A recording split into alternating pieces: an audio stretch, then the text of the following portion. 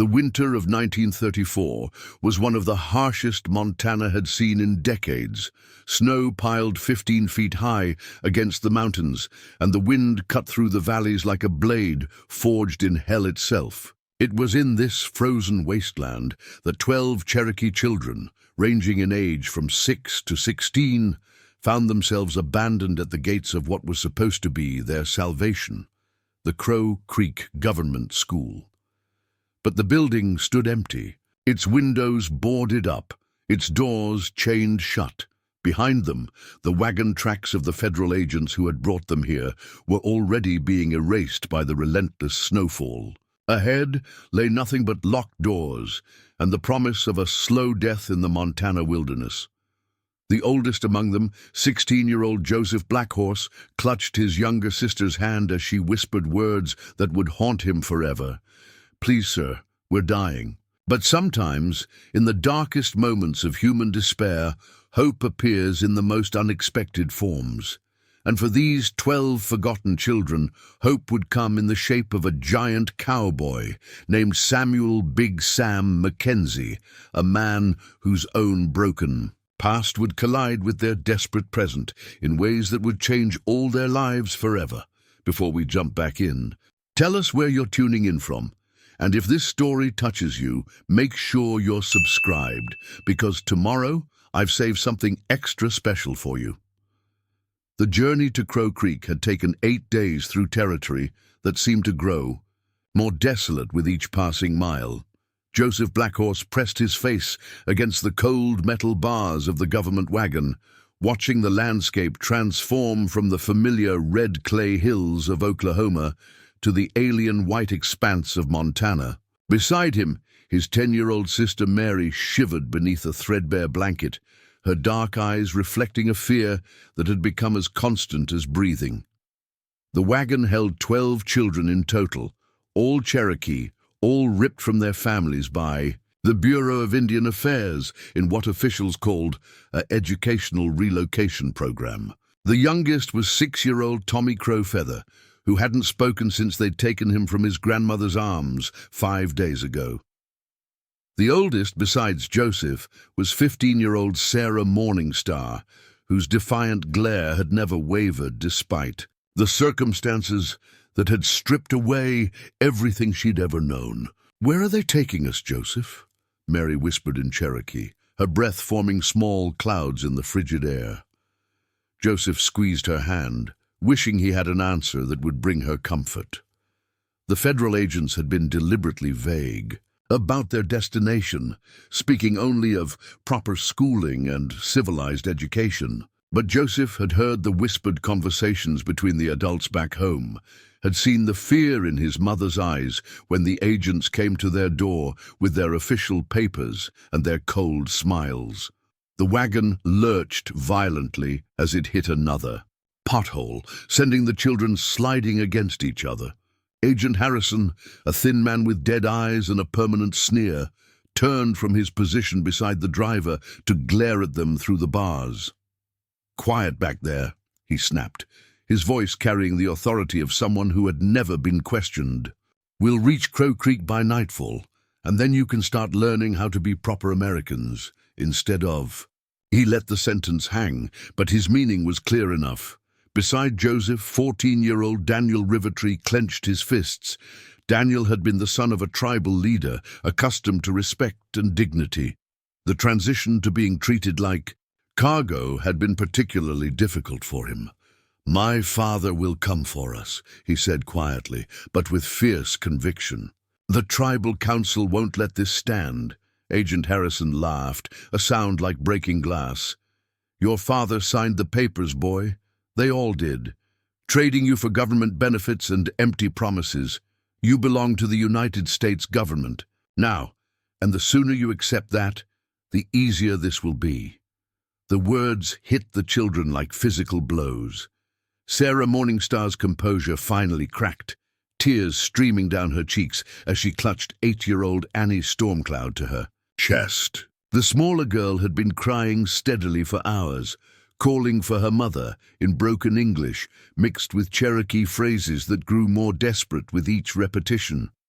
Joseph felt his own world tilting on its axis. His parents had been forced to sign those papers. He knew that much.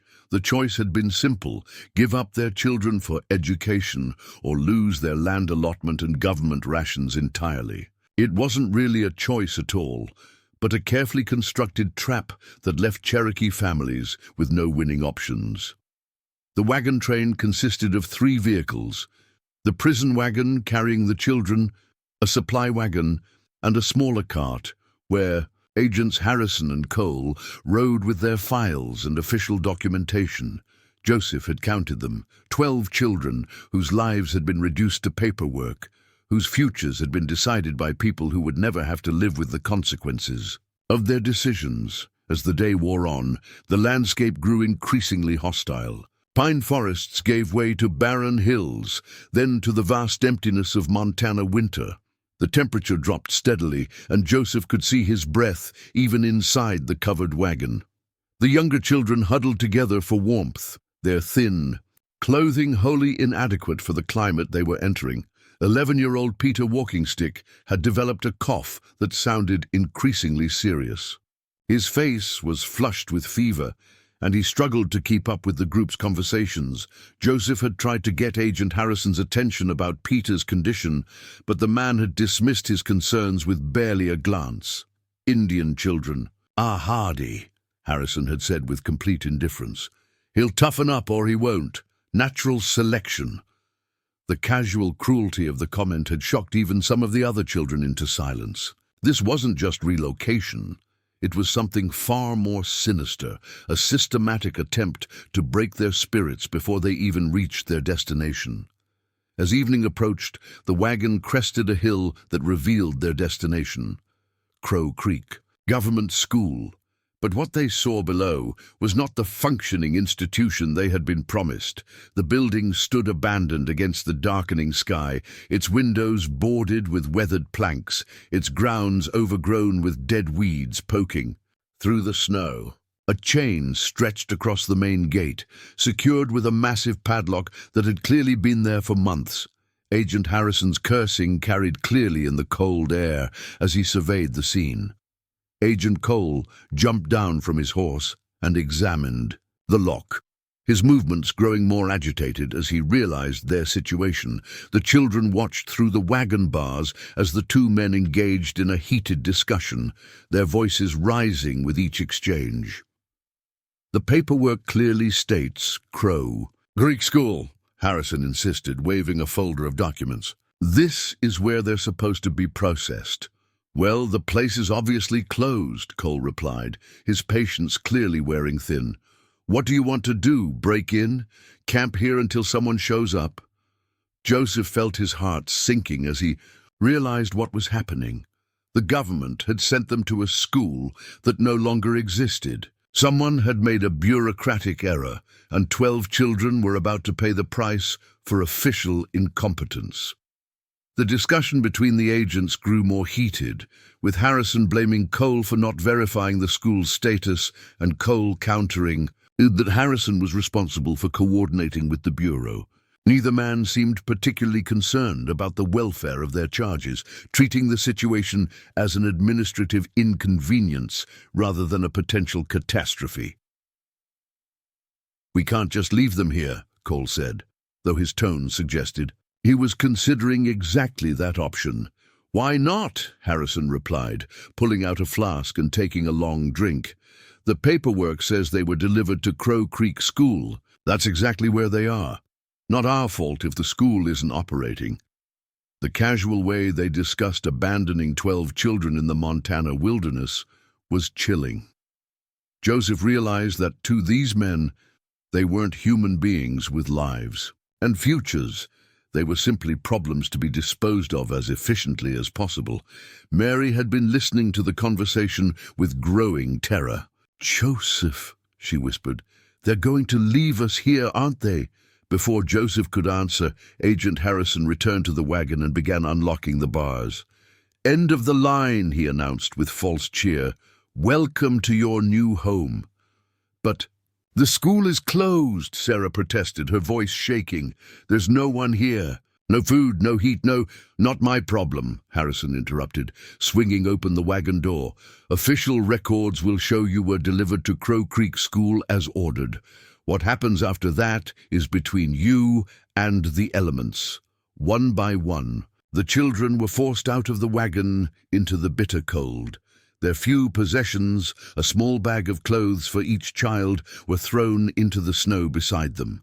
Peter Walking Stick collapsed immediately, his fever-weakened legs unable to support him in the deep drifts. Tommy Crow Feather, the 6-year-old who hadn't spoken in days, finally found his voice. "Please, sir," he said, looking up at Agent Harrison with eyes that held more pain than any child should ever experience. "We're dying." The agent looked down at the small boy for a moment, and Joseph thought he saw something flicker across his face, perhaps the ghost of a conscience, or maybe just irritation at being reminded of his humanity. But the moment passed quickly. "Then you'd better figure out how to live," Harrison said, climbing back onto the wagon. "Maybe this will teach you to appreciate what civilization has to offer." The wagons pulled away without another word, leaving 12 Cherokee children standing in the snow before the abandoned school. The sound of wheels and hooves faded quickly in the vast silence of the Montana wilderness, replaced by the howling of wind through the empty buildings. Joseph looked around at his companions, his sister Mary, shivering violently despite his attempts to shelter her. Sarah Morningstar, trying to comfort the younger children while fighting back her own tears. Daniel Rivertree, standing tall despite the circumstances, his pride intact even as his world crumbled around him. Little Tommy Crow Feather, whose simple plea had captured the essence of their desperate situation. The abandoned school loomed before them like a tombstone, its empty windows reflecting the last light of day. Snow continued to fall steadily, already beginning to cover the tracks left by the government wagons. Soon, there would be no evidence that anyone had ever come this way at all. "What do we do now?" Annie Stormcloud asked, her small voice nearly lost in the wind. Joseph had no answer. At 16, he was the oldest, which made him the leader by default. But leadership meant nothing when faced with impossible circumstances. They had no food, no shelter, no means of starting a fire in this frozen wasteland. The nearest town was at least 20 miles away through terrain that would be treacherous even for experienced adults. Peter Walking Stick's cough was getting worse, and several of the younger children were already showing signs of hypothermia. Joseph realized with growing horror that Agent Harrison might have been right about one thing. They were going to die here, forgotten and alone, victims of bureaucratic indifference and institutional cruelty. But as darkness fell over the abandoned school and 12 Cherokee children faced what seemed like certain death, none of them could have imagined that their salvation was already riding toward them through the Montana snow, guided by instincts he didn't fully understand and driven by a past that had prepared him for exactly this moment. The first chapter of their story was ending in what seemed like tragedy, but sometimes the darkest night comes just before the most unexpected dawn. Preparing and narrating this story took us a lot of time, so if you are enjoying it, subscribe to our channel. It means a lot to us. Now, back to the story. The first night at Crow Creek nearly claimed 3 lives. Joseph Blackhorse had managed to break through a boarded window on the school's ground floor, cutting his hands on the splintered wood as he forced an opening large enough for the children to crawl through. Inside, the abandoned building offered little more comfort than the howling wilderness outside. Broken desks lay scattered across floors, thick with dust and debris. The heating system had been disconnected long ago, leaving the interior only marginally warmer than the Montana winter pressing against the walls. Peter Walking Stick's condition deteriorated rapidly once they were inside. His fever spiked, and his breathing became labored, each exhale forming clouds that lingered in the frigid air. Joseph and Sarah Morningstar took turns holding the sick boy, trying to share their body heat while the younger children huddled together. In the corner farthest from the broken windows, "We need to start a fire," Daniel Rivertree said, his voice steady despite the circumstances. Even in crisis, his natural leadership qualities emerged. "There has to be something in this place we can burn." Sarah looked up from where she was cradling Peter's feverish form. "With what? We don't have matches, Flint. Nothing." "Then we make fire the old way," Daniel replied, already moving through the debris-filled classroom. "My grandfather taught me before the agents came. Stone, steel, dry tinder, it can be done." While Daniel searched for fire-making materials, Joseph explored deeper into the abandoned school. The building was larger than it had appeared from outside, with multiple classrooms, a dining hall, and what had once been dormitories. In the basement, he discovered a coal furnace that hadn't been used in years, its firebox cold and empty. But near the furnace room, he found something more valuable than coal, a maintenance closet containing tools, some oil-soaked rags, and most importantly, a box of wooden matches that had somehow been overlooked when the school was abandoned. When Joseph returned to the main classroom with his discoveries, he found the children in worse condition than when he'd left. Little Annie Stormcloud had stopped shivering entirely, which Joseph knew was a dangerous sign. Her lips were turning blue, and her responses to questions were becoming increasingly sluggish. "The matches are damp," Joseph announced, examining the box he'd found. "But maybe if we're careful." It took nearly an hour of patient work to coax a flame from the moisture-damaged matches. Daniel had gathered paper from scattered textbooks, broken furniture pieces, and debris that would burn. When the first small flame finally caught and held, the children gathered around it like worshippers before a sacred altar. The fire provided more than warmth. It brought hope. As orange light danced across their faces, the children began to talk about their families, their homes, the lives they'd been forced to leave behind. Mary Blackhorse spoke of her grandmother's stories, told in Cherokee around fires, much like this one. Tommy Crowfeather, the 6-year-old who had barely spoken since his capture, began to sing softly in their native language, his young voice carrying melodies that had been passed down through generations. "My father always said fire was sacred," Sarah whispered, feeding another piece of broken desk into the flames. "He said it connected us to our ancestors, to all the Cherokee who came before us." "Then they're here with us now," Joseph replied, surprising himself with the conviction in his voice. "And they'll help us survive this." But survival seemed increasingly unlikely as the night wore on. The fire helped, but it couldn't warm the entire classroom, and their fuel supply was limited. Peter's condition continued to worsen, and several of the younger children were showing signs of frostbite, despite their efforts to stay warm. It was near midnight when they heard the sound that would change everything, the distant rhythm of hoofbeats approaching through the snow. Daniel was the first to notice, his head snapping up from where he'd been feeding twigs to their dying fire. "Someone's coming," he whispered, motioning for the others to be quiet. The children froze, listening to the steady approach of what sounded like multiple horses. Joseph's mind raced through possibilities, none of them comforting. It could be the government agents returning to finish what they'd started. It could be local authorities who would simply complete the abandonment process more efficiently. Or it could be something worse, bandits or drifters who might see 12 helpless children as easy targets. "Should we hide?" Mary asked, her voice barely audible. Before Joseph could answer, a voice boomed through the winter night, so deep and powerful it seemed to shake the very foundations of the abandoned school. "Hello, the building. Anyone in there?" The voice was distinctly American, with the drawling accent of someone who'd spent his life in the open country. More importantly, it carried no threat. Instead, there was something almost gentle in the tone, despite its tremendous volume.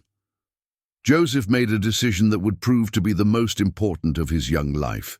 Instead of hiding, He moved to the broken window and called out into the darkness. "We're here, 12 of us, children." "Well, I'll be damned," the voice replied, closer now. "Hold on there, youngsters, I'm coming in."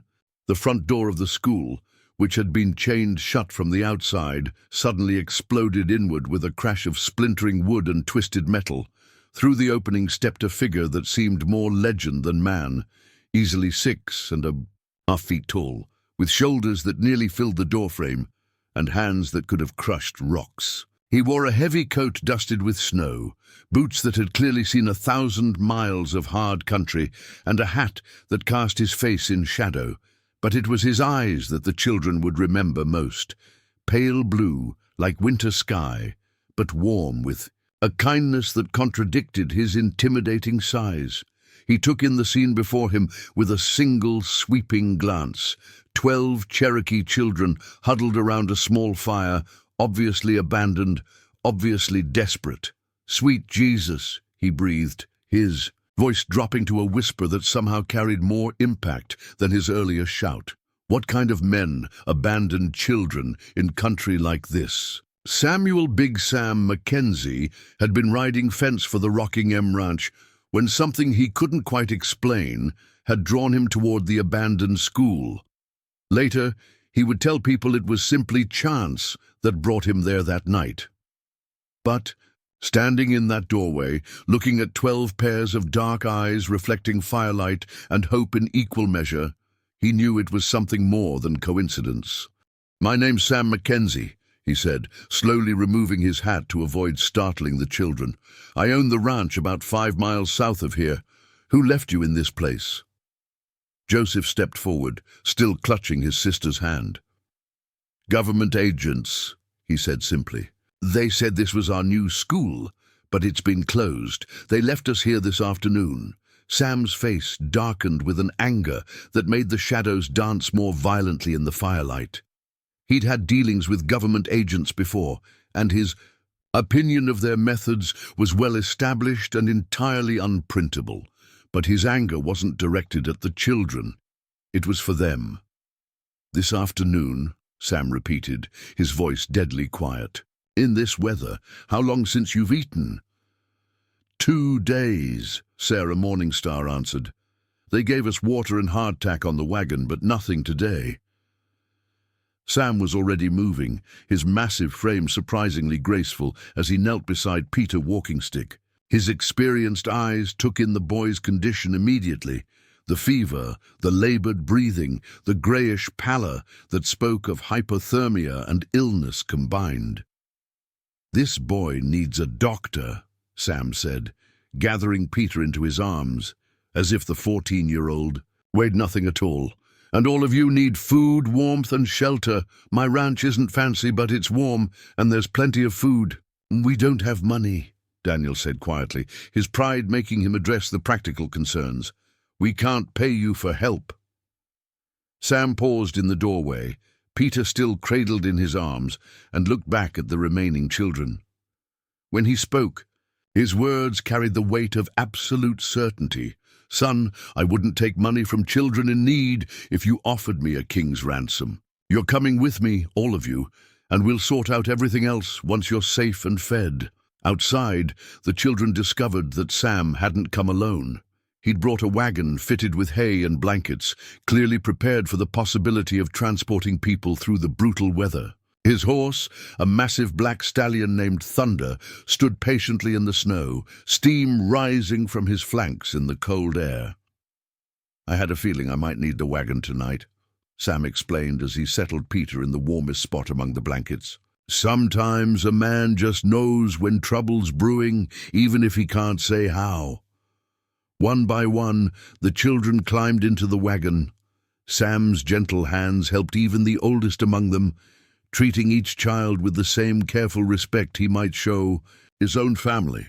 When Tommy Crowfeather hesitated at the wagon's edge, overwhelmed by the sudden change in their circumstances, Sam knelt down to the boy's eye level. "It's all right, little man," Sam said softly. "I know you've been hurt, and I know you're scared. But I give you my word, no one's going to hurt you while you're with me. You're safe now." Something in Sam's voice, perhaps the absolute conviction of his promise, finally broke through Tommy's traumatized silence. The 6-year-old reached out tentatively and touched Sam's face, as if confirming he was real. "Are you an angel?" Tommy asked, his first full sentence since being taken from his grandmother. Sam's laugh was warm and genuine. "No, son, just a cowboy who happened to be in the right place at the right time. But sometimes that's all it takes." As the wagon pulled away from Crow Creek School, the children looked back at the abandoned building that had nearly become their tomb. The broken window Joseph had smashed gleamed like a black eye in the moonlight, and snow was already beginning to drift through the opening they'd used to shelter themselves. "Will they come looking for us?" Mary asked, snuggled against her brother's side beneath layers of warm blankets. "Let them come," Sam replied from the driver's seat, his voice carrying across the wind. "Any man who abandons children in weather like this isn't welcome on my land, and in Montana, a man's land is his kingdom." The ride to Sam's ranch took nearly 2 hours through terrain that would have been impossible for the children to navigate alone. Sam guided the wagon with the expertise of someone who knew every rock and gully in the territory, avoiding the worst of the drifts while maintaining steady progress toward warmth and safety. As they traveled, Sam told them about his ranch, the Rocking M, named for his late father, who'd built it from nothing in the days when Montana was still truly wild country. He spoke of his cattle, his horses, the small crew of cowboys who worked for him, and the house that had too many empty rooms since his family had passed on. "It's not much to look at from the outside," Sam warned as they crested the final hill. "But it's solid, it's warm, and there's always food on the table." Below them, the Rocking M spread across a valley that was invisible in the darkness, but somehow felt protected from the worst of the storm. Lights glowed in several windows of the ranch house, and smoke rose steadily from multiple chimneys. The children who had spent the night expecting to die in an abandoned school, it looked like paradise itself.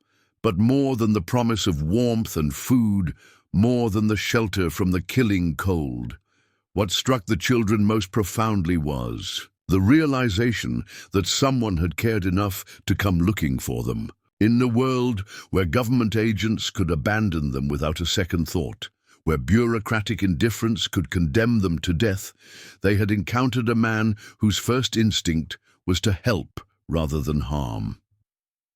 As the wagon pulled up to the ranch house, Sam turned to address all 12 children with the same serious expression he might use for the most important business deal of his life. "I want you all to understand something," he said. "What happened to you today was wrong, dead wrong. And as long as you're on my land, under my protection, nothing like that will ever happen to you again. This isn't temporary charity. This is your home now, for as long as you need it to be."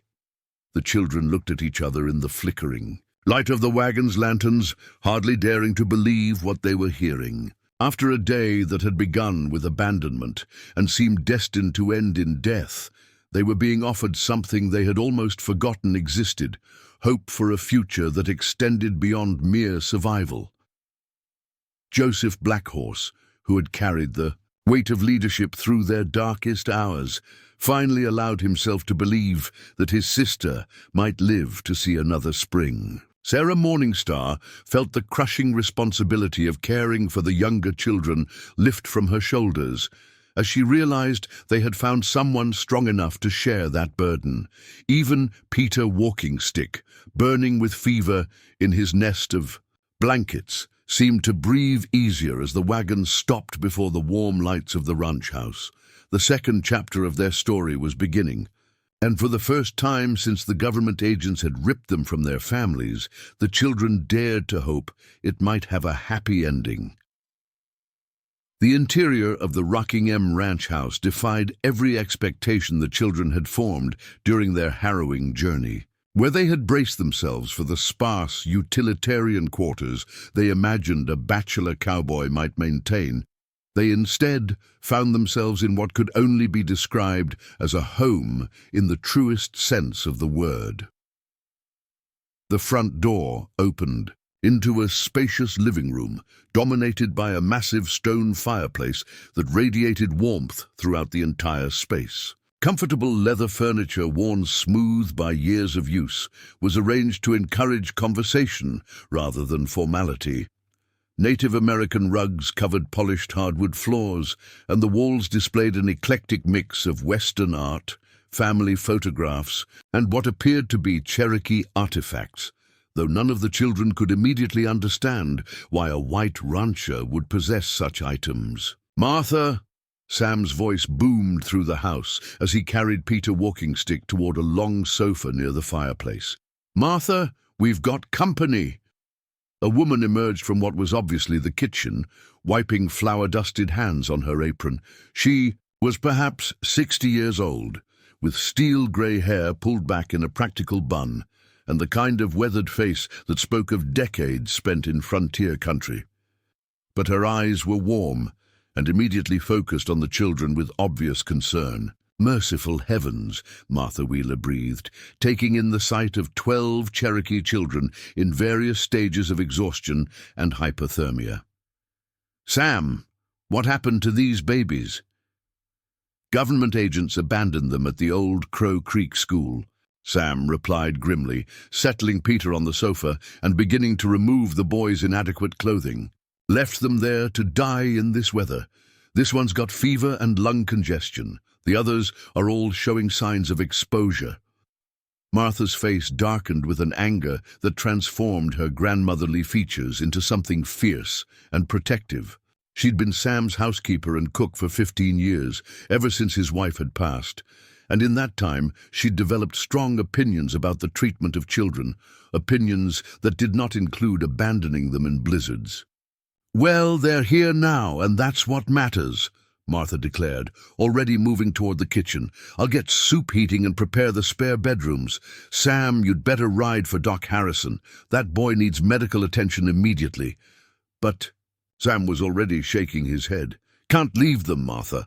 What if those government men come back? What if they try to take the children before I return?"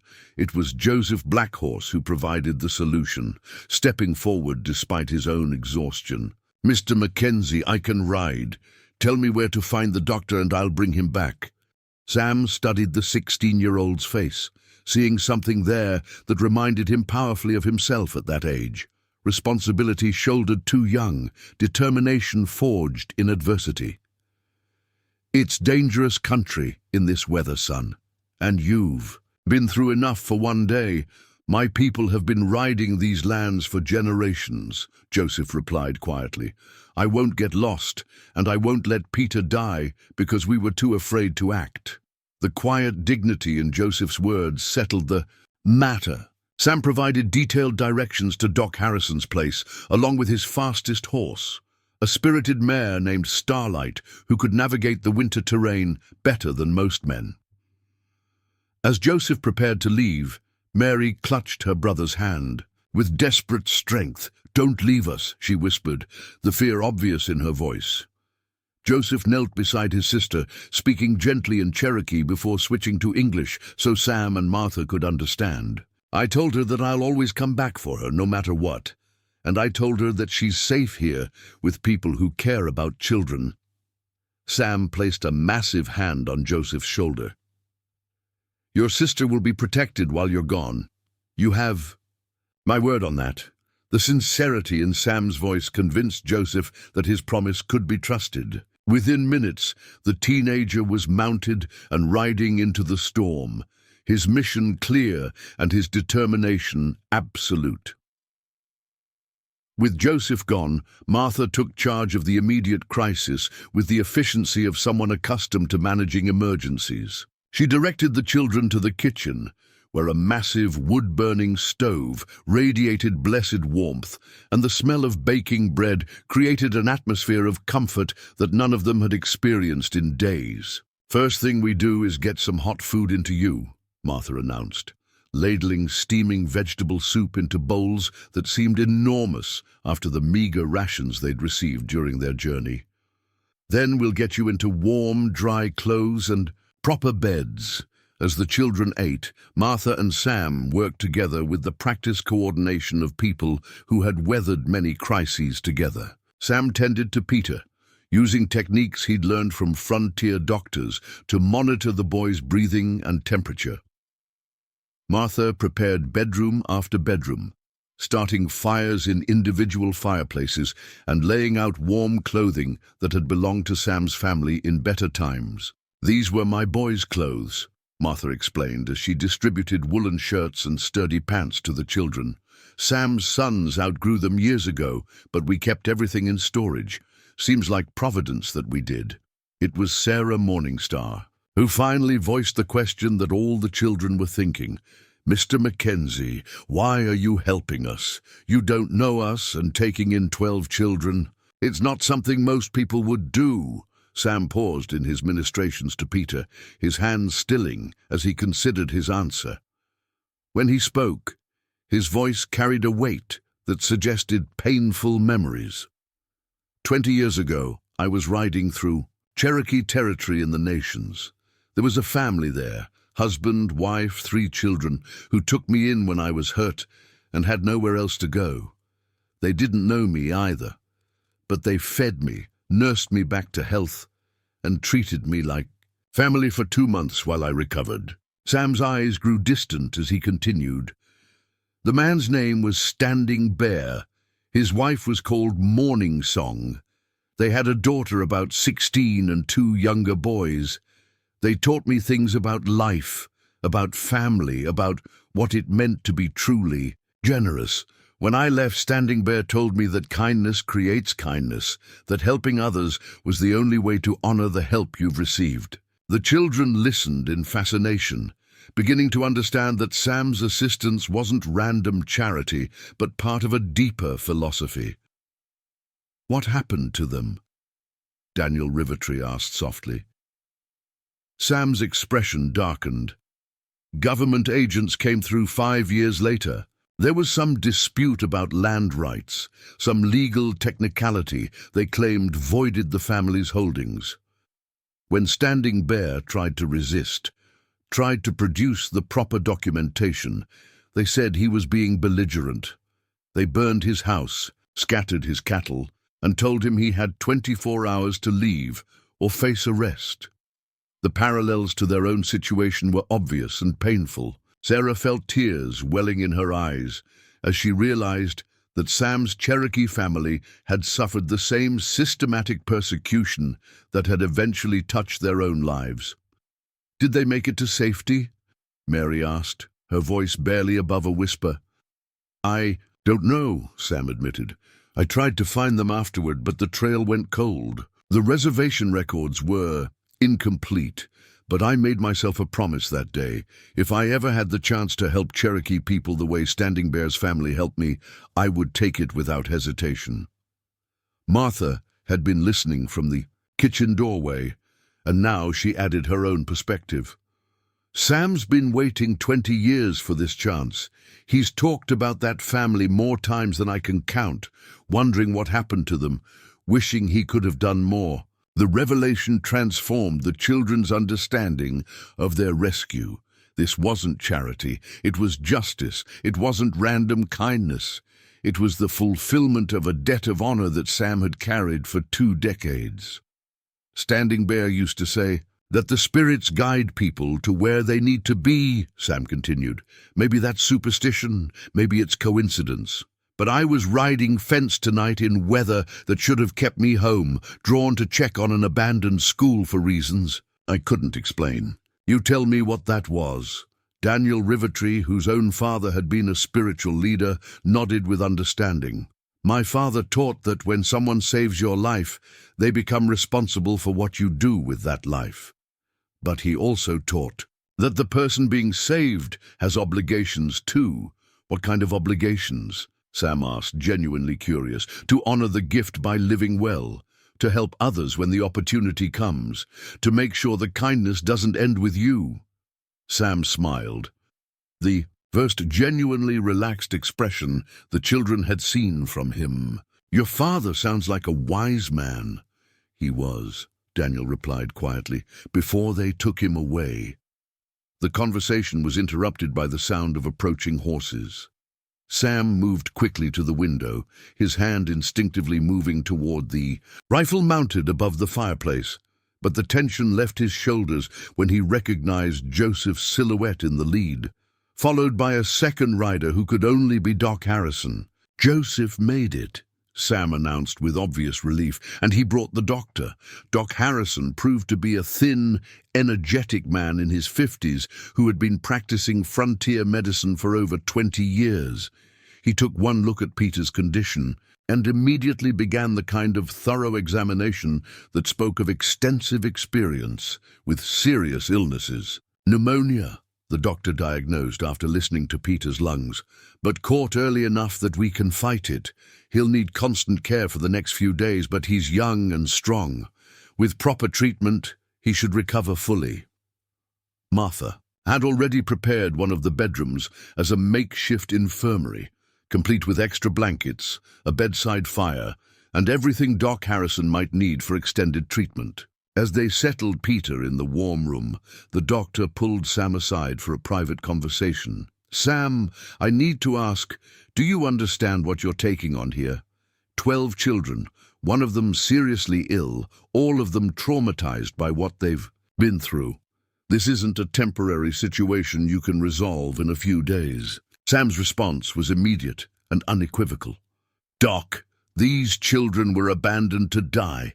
As far as I'm concerned, they're part of my family now. Whatever it takes, however long it takes, they'll have a home here." Doc Harrison studied Sam's face, recognizing the absolute determination he'd seen before in men who had made irrevocable decisions. "All right then, but you'll need help. 12 children require more than one man, and a housekeeper can provide, no matter how well-intentioned." "Then we'll find help," Sam replied. "We'll do whatever needs to be done." As the night deepened and the storm continued to rage outside, the ranch house settled into a rhythm of care and protection that felt almost miraculous after the terror of the past 24 hours. The children were clean, fed and warm for the first time in days. Peter's breathing was improving under Doc Harrison's treatment. Joseph had proven his capability and earned Sam's respect through his successful rescue mission. But perhaps most importantly, they had encountered something they had begun to think no longer existed in their world. Adults who viewed children as blessings rather than burdens, who saw helping others as privilege rather than obligation, who understood that true strength was measured by one's willingness to protect those who couldn't protect themselves. As Martha tucked the younger children into beds that seemed impossibly soft after their ordeal, Tommy Crow Feather looked up at her with eyes that had begun to lose their haunted quality. "Are we really going to stay here?" he asked in the mixture of Cherokee and English that came naturally to him. "As long as you need to, little one," Martha replied gently. "Mr. Sam doesn't make promises he can't keep." "Then I don't want to leave," Tommy declared with the absolute certainty that only children possess. "I want this to be my home forever." Martha kissed his forehead, recognizing that the healing had already begun. "Then forever it shall be, sweetheart. Forever it shall be." Outside, the Montana winter continued its assault on the land. But inside the rocking ranch house, 12 Cherokee children slept safely for the first time in longer than any of them could remember. The transformation from abandoned victims to protected family members had begun, though none of them yet understood how profound that transformation would eventually become. The first sign of trouble came 3 days after the children's rescue, when Deputy Marshal William Bull Henderson rode up to the Rocking M with 4 federal agents in tow. Sam was in the barn teaching Daniel Rivertree and Joseph Blackhorse proper horse care when Martha burst through the doors, her face flushed with urgency and anger. "Sam, you've got government men at the house," she announced, her voice tight with controlled fury. They're asking about missing Indian children and making threats about harboring fugitives. Sam's hands stilled on the harness he'd been adjusting. Behind him, both teenagers tensed visibly, their faces reflecting the kind of terror that came from experience with federal authority. "Joseph, Daniel," Sam said quietly, his voice carrying absolute calm despite the circumstances. "Take the other children to the north pasture cabin. Martha knows which one. Stay there until I come for you, personally." "But Mr. Sam," Joseph began, his protective instincts warring with his fear. "No arguments," Sam interrupted, though his tone remained gentle. "This is my fight now. I won't have you children caught in the middle of it." The north pasture cabin was a line shack Sam used during cattle drives, located 2 miles from the main house and completely hidden from view by a stand of old-growth pine trees. It was stocked with food, firewood, and everything necessary for extended stays. More importantly, it was connected to the main house by a system of signal mirrors that Sam's father had established decades earlier for communicating across the ranch's vast distances. As the children hurried toward their refuge, led by Martha, who carried baby Annie Stormcloud in her arms, Sam strapped on his gun belt for the first time since their arrival. The Colt 45 had belonged to his father, and Sam wore it now with the grim purpose of a man who understood that some conversations were conducted with more than words. Deputy Marshal Henderson was a thick-set man in his 40s who had built his career on unquestioning enforcement of federal mandates. Behind him stood the same Agent Harrison who had abandoned the children at Crow Creek, along with 3 other men whose faces carried the cold indifference of bureaucrats accustomed to power without accountability. "Mackenzie," Henderson called, out as Sam approached the house. "We need to talk about some Indian children who've gone missing from their designated placement. Word is, you might know something about their whereabouts." Sam stopped 20 feet from the group, his posture relaxed, but his eyes hard as winter steel. "Deputy, these are private property. State your business and be quick about it." Agent Harrison stepped forward with the smirk of a man who believed he held all the cards. "We're here for the 12 Cherokee children who were illegally removed from Crow Creek School. Federal law requires their immediate return to government custody." "Crow Creek School." Sam's voice carried a dangerous edge. "You mean that abandoned building with boarded windows and chained doors? The place where you left 12 children to die in a blizzard?" "The details of their placement are not your concern," Harrison snapped. "Harboring fugitive Indians is a federal crime, Mackenzie. You're looking at serious prison time unless you produce those children immediately." Sam's laugh was devoid of humor. "Fugitive Indians? They're children, Harrison. The youngest is 6 years old. What exactly are they fugitive from? Your incompetence." Henderson raised his hand, attempting to maintain some semblance of official decorum. "Mackenzie, let's keep this civil. Nobody's accusing you of wrongdoing. Just return the children to federal custody, and we'll forget this whole incident happened." "Civil," Sam repeated, his voice rising for the first time. "You want to talk about civil? Let me tell you what's civil, Henderson. Civil is making sure children have food and shelter. Civil is not abandoning them in abandoned buildings during the worst storm of the winter. Civil is treating human beings like human beings instead of cargo to be shuffled around for bureaucratic convenience." Agent Harrison's patience evaporated entirely. "We don't have time for your frontier philosophy, Mackenzie. Those children belong to the United States government. We have legal documents establishing our authority over them. You will produce them now, or we'll search every building on this ranch until we find them." "Is that so?" Sam asked, his hand moving almost imperceptibly closer to his gun. "Well, Agent Harrison, I've got some legal documents of my own that might interest you."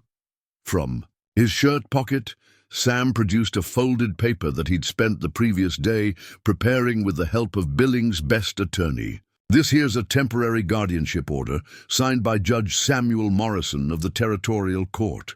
It grants me legal custody of 12 unnamed Cherokee children found abandoned and in immediate danger of death." Henderson snatched the document and examined it with growing frustration. The legal language was complex, but the bottom line was clear. Sam had outmaneuvered them using their own system. "This is just a delaying tactic," Harrison snarled. "Federal authority supersedes territorial courts in matters involving Indian affairs." "Does it?" Sam replied mildly. "Because Judge Morrison seemed to think otherwise. He was particularly interested in the abandonment charges I filed yesterday. Seems the territorial court takes a dim view of child endangerment, regardless of which government agency commits it." The agents exchanged glances, clearly unprepared for legal resistance. They had expected to intimidate a simple rancher into compliance, not encounter someone who understood the system well enough to fight back within its rules. Deputy Henderson attempted to reassert control. "Mackenzie, guardianship papers or not, you're interfering with federal operations. I can arrest you right now for obstruction." "You could try," Sam agreed, his voice carrying the quiet confidence of a man who had faced down everything the frontier could offer. "But before you do, you might want to consider a few facts. First, those children were dying when I found them. Second, I've got a dozen witnesses who saw the condition they were in. Third, every newspaper in Montana Territory is going to be very interested in the story of how federal agents abandoned children in a blizzard." Sam paused, letting his words sink in before delivering the final blow. "And fourth, Henderson, I know exactly who you are and what you've done. Remember the Clearwater incident last year? The one where you were supposed to be investigating cattle rustling, but somehow managed to lose 3 days' worth of evidence. I was wondering if the territorial prosecutor might find that worth revisiting." Henderson's face went white. The Clearwater incident had involved accusations of corruption that could have ended his career, and only careful political maneuvering had allowed him to escape consequences. "You're threatening a federal officer," Henderson said, but his voice lacked conviction. "I'm stating facts," Sam replied calmly. "Just like the fact that those children were abandoned to die, and the fact that they're now safe and healthy in my care.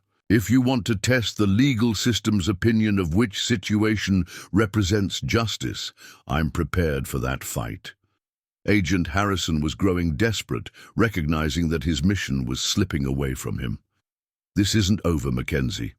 We'll be back with federal marshals and proper warrants. You can't hide behind technicalities forever." "I'm not hiding behind anything," Sam said, his voice carrying the weight of absolute conviction. "I'm standing in front of 12 children who needed help, and I'm not moving until I know they're permanently safe from people like you." The confrontation might have escalated further, but it was interrupted by the arrival of 3 more riders, men who wore the badges of territorial law enforcement, but whose presence clearly surprised the federal agents. "Afternoon, Sam," called out Sheriff Jake Morrison, Judge Morrison's nephew, and a man who had known Sam since childhood. "Heard you might be having some visitors today." Behind Sheriff Morrison rode 2 of his deputies, both men who had grown up in the territory and understood the difference between law and justice. Their presence shifted the balance of power decisively in Sam's favor. "Sheriff," Sam acknowledged, "just having a discussion with these federal gentlemen about proper procedures for child welfare."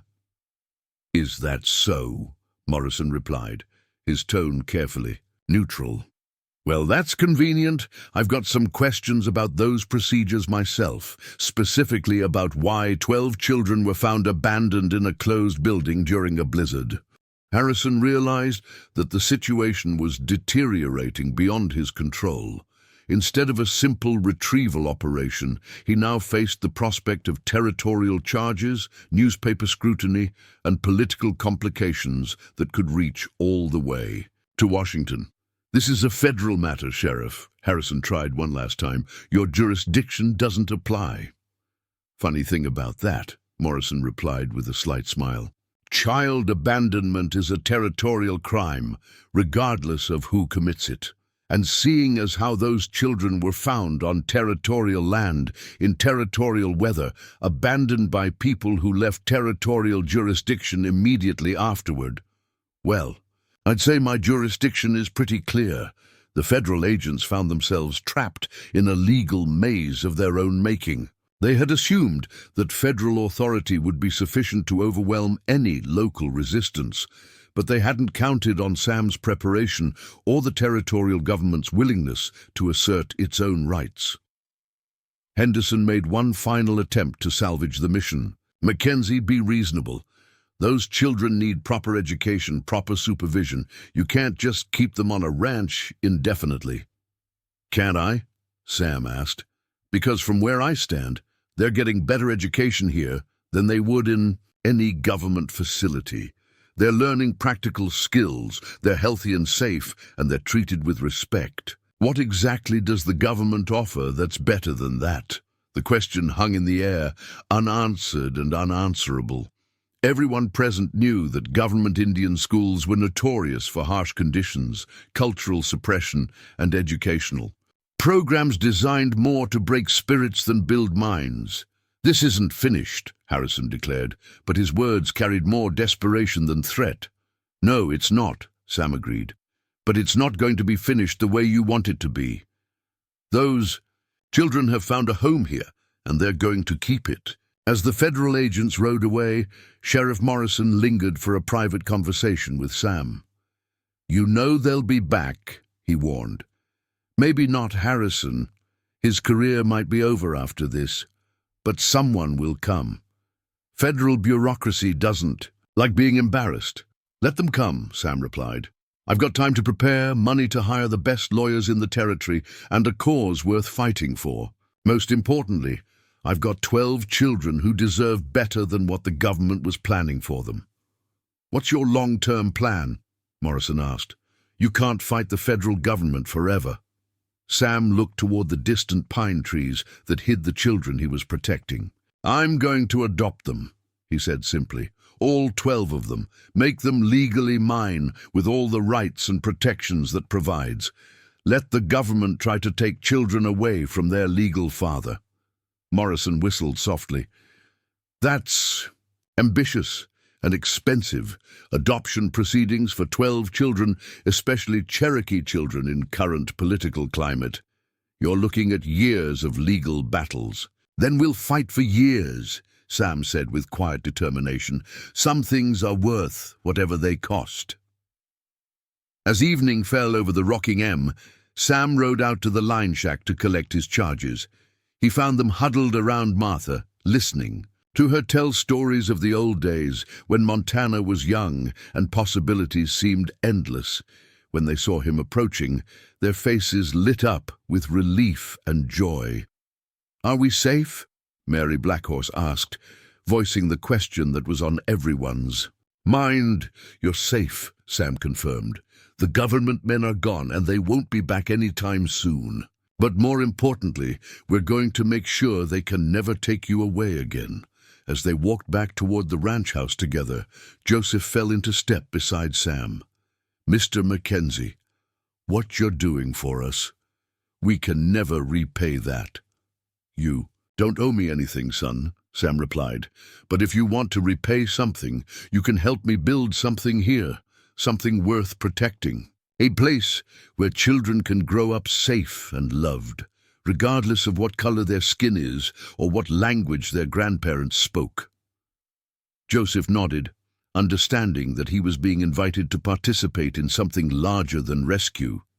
He was being asked to help create a new kind of family, one built on choice rather than blood, on commitment rather than convenience.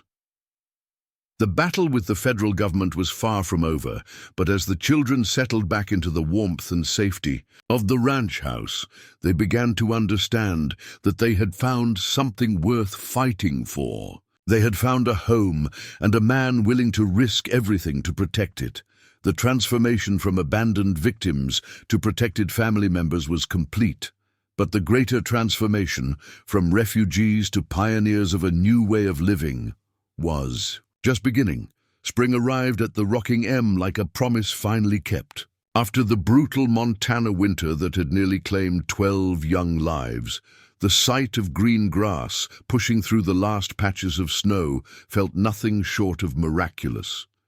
For the Cherokee children, who had now called the ranch home for 4 months, it represented something even more profound, the first spring of their new lives. Joseph Blackhorse stood at the corral fence, watching Sam work with a young Mustang that had been brought in from the wild herds.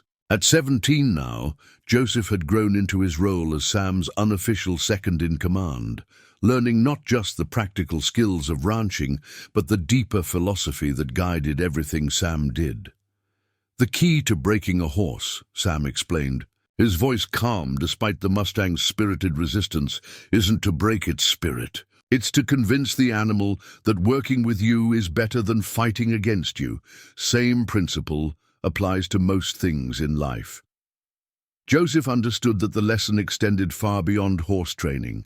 Over the past months, he had watched Sam apply the same patient, respectful approach to everything, from teaching the younger children to read to negotiating with the territorial lawyers who were handling their adoption proceedings. The legal process had proven even more complex than Sheriff Morrison had predicted. Federal bureaucracy moved slowly under the best circumstances, and the adoption of 12 Cherokee children by a white rancher during a period of increasing racial tension presented complications that required careful navigation.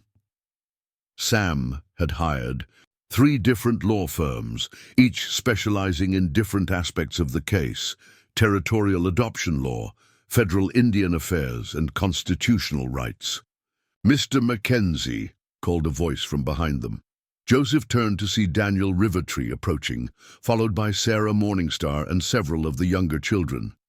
At 16, Daniel had become the group's natural spokesman, his father's training in diplomacy serving him well in his new circumstances. "What's on your mind, Daniel?" Sam asked, continuing his work with the Mustang while listening attentively. "We've been talking," Daniel began, his tone carrying the weight of a carefully considered decision. "All of us, about what we want to do with our lives, about how we can contribute more to the ranch." Sam paused in his work, recognizing the significance of the moment. These children had spent months learning to feel safe again, to trust that their basic needs would be met. Now they were ready to move beyond mere survival toward purposeful living. "We want to start a school," Sarah announced, her voice carrying the passion that had always driven her. "Not just for us, but for other children in the territory who aren't getting proper education. Cherokee children, white children, anyone who needs learning." Sam turned fully to face them, his expression thoughtful. "That's a big undertaking. What made you think of it?" "We've been reading the newspapers you get from Billings and Helena," Joseph explained. "There are dozens of children in this territory who aren't in school at all. Some because they're too far from towns, some because their families can't afford it, some because the schools won't take them." Mary Blackhorse, now 12 and growing into her own voice, stepped forward.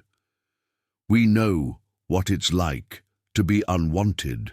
We don't want other children to feel that way." The idea wasn't entirely without precedent. Sam had been providing informal education to the children since their arrival, supplemented by Martha's considerable knowledge and occasional visits from Doc Harrison, who had a talent for explaining scientific concepts. But formalizing it into an actual school that served the broader community would require resources, legal approval, and community support. "Where would you hold this school?" Sam asked, already beginning to consider the practical implications. "The old barn on the east pasture," Daniel replied immediately. "It's not being used for anything else. It's big enough for classrooms, and it's centrally located for families throughout the valley." Sam had to admit the location made sense. The east pasture barn was indeed unused, structurally sound, and accessible by the network of trails that connected the scattered homesteads throughout the territory. More importantly, it was on his land, which meant he could control who had access and ensure that no child would be turned away based on race or economic status. "What about teachers?" Sam continued, testing their planning. "We've talked to Miss Elizabeth Cartwright in Billings," Sarah said, producing a letter from her apron pocket. "She's been teaching in the city schools, but she's interested in trying something different. She says she'd be willing to help us develop a curriculum that includes both traditional academic subjects and practical skills." Sam took the letter, scanning its contents with growing admiration for the children's thoroughness. Miss Cartwright was indeed a credentialed teacher with impeccable references. More importantly, her letter indicated genuine enthusiasm for a school that would serve children regardless of their background. "And she's not the only one," Joseph added. "We've written to 3 other teachers, a retired professor from back east, and even contacted some Cherokee educators who might be willing to visit and teach traditional knowledge alongside regular subjects." The scope of their vision was impressive, but Sam could see potential obstacles that the children might not have considered. This kind of school would draw attention, he warned, not all of it positive. There are people in this territory who wouldn't appreciate Cherokee children and white children learning together. "Then those people need to learn something too," Mary said with surprising firmness. "They need to learn that children are just children, no matter what they look like." Her words carried an echo of Sam's own philosophy, and he felt a surge of pride at how well his lessons had taken root. These children weren't just planning a school, they were planning a revolution in miniature, a place where the artificial divisions that had shaped their young lives would be deliberately dismantled. "All right," Sam said, making a decision that would change the trajectory of not just their lives, but the entire community. "Let's build your school." The announcement triggered an explosion of activity that transformed the ranch over the following weeks. The children threw themselves into the project with the dedication of people who had found their life's purpose. Joseph and Daniel took charge of the physical renovation, working alongside Sam and his ranch hands to convert the barn into proper classrooms. Sarah and Mary coordinated with Miss Cartwright on curriculum development, while the younger children took responsibility for creating educational materials and organizing supplies. Word of the school spread throughout the territory with surprising speed. Some reactions were exactly what Sam had expected: angry letters from townspeople who disapproved of integrated education, veiled threats from federal officials who viewed the project as another challenge to government authority, and worried questions from neighbors who feared the school might bring unwanted attention to their quiet valley. But there were also unexpected sources of support. Ranchers who had struggled to provide education for their isolated children offered financial assistance. Former teachers living in retirement volunteered their services. Most surprisingly, several Cherokee families from distant reservations sent word that they wanted to send their children to a school where native culture would be respected rather than suppressed. "You've started something that's bigger than any of us anticipated," Doc Harrison observed during one of his regular visits. He had become the school's unofficial medical advisor, ensuring that all children received proper health care regardless of their ability to pay. "Good," Sam replied, watching through the window as Joseph taught a group of younger children to care for horses. "This territory needs something bigger than what we've had, something that brings people together instead of driving them apart." The first major test of the school's philosophy came when the Hartwell family arrived from their homestead 15 miles north. James Hartwell was a gruff man in his 40s who had initially opposed the idea of an integrated school, but had eventually been convinced by his wife's arguments about their children's educational needs. "I want to be clear about something," Hartwell announced as he delivered his 2 sons to their first day of classes. "I'm not doing this because I approve of mixing races. I'm doing it because my boys need education, and this is the only option available." Sam met the man's challenging stare calmly. "Mr. Hartwell, your reasons for being here are between you and your conscience. Your boys will be treated with the same respect and given the same opportunities as every other child in this school." What Hartwell couldn't have anticipated was the effect that working alongside Cherokee children would have on his sons. Within a week, 8-year-old Timothy Hartwell was speaking basic Cherokee phrases he'd learned from Mary Blackhorse.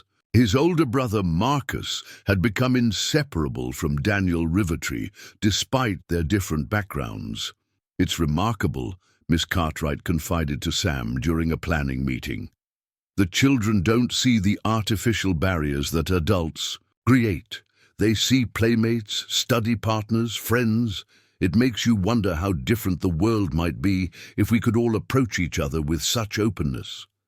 The school's success created its own challenges.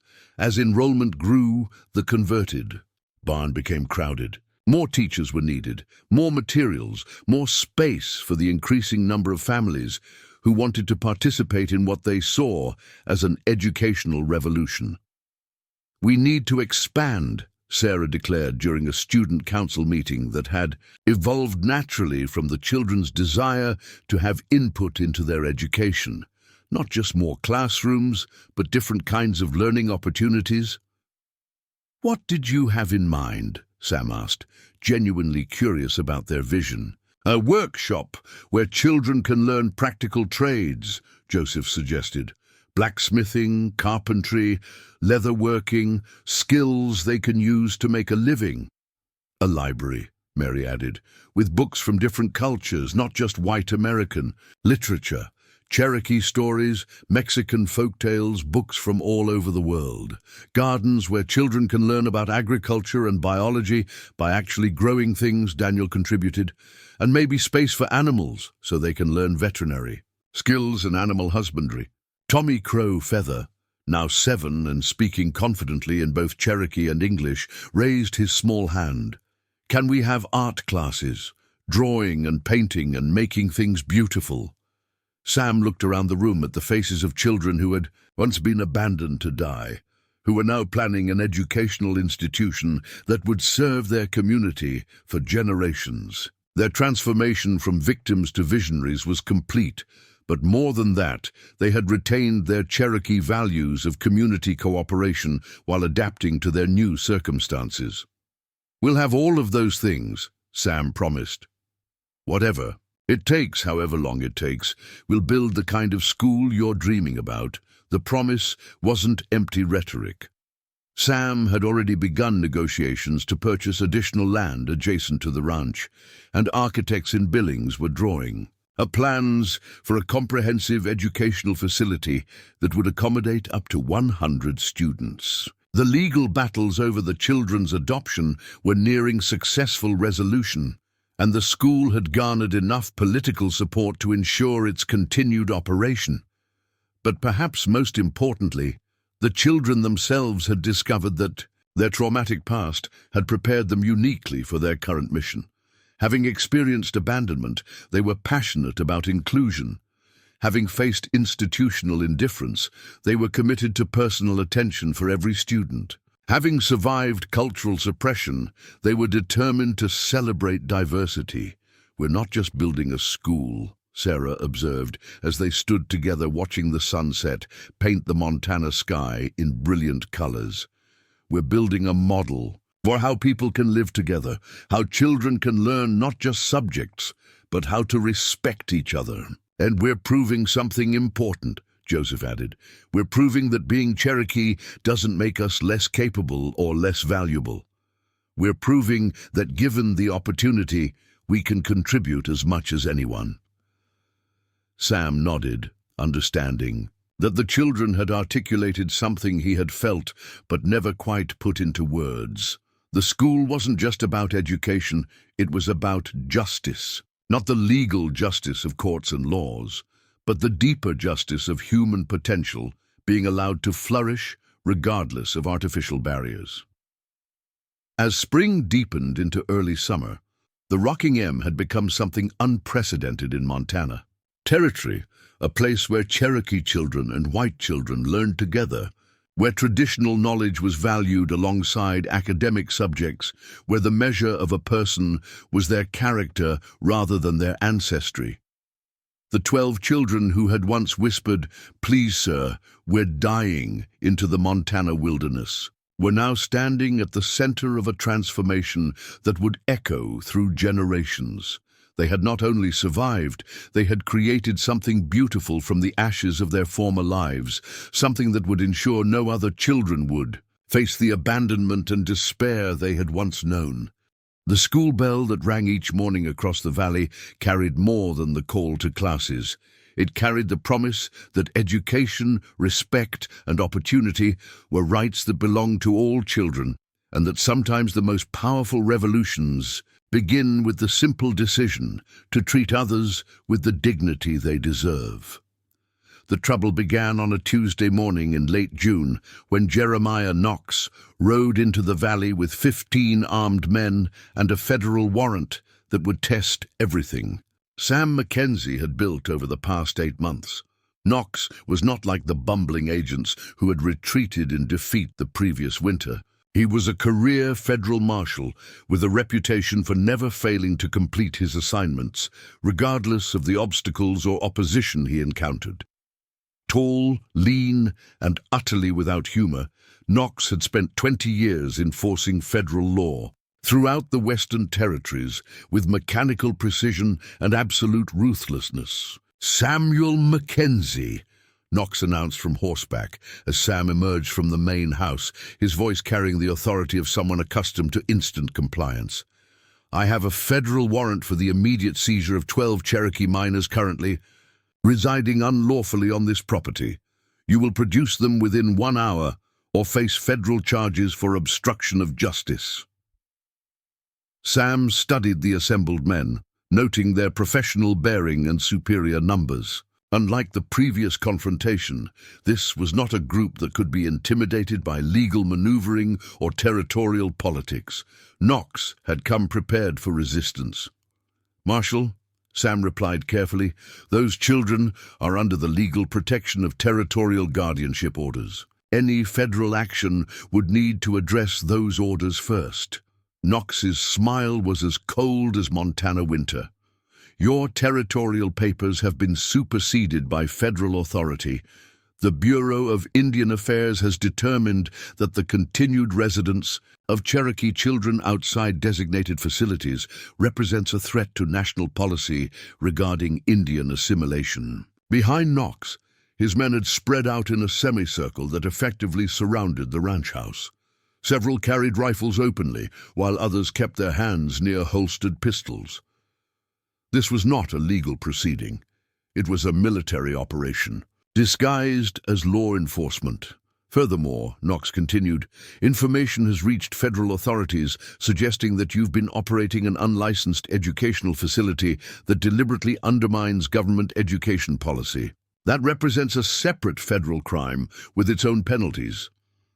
Sam felt his blood turn to ice as he realized the full scope of what they were facing. Someone had informed federal authorities not just about the children, but about the school. Knox wasn't here merely to reclaim 12 Cherokee children. He was here to destroy everything they had built. "You have 58 minutes remaining," Knox announced, consulting an expensive pocket watch. "I suggest you use them wisely."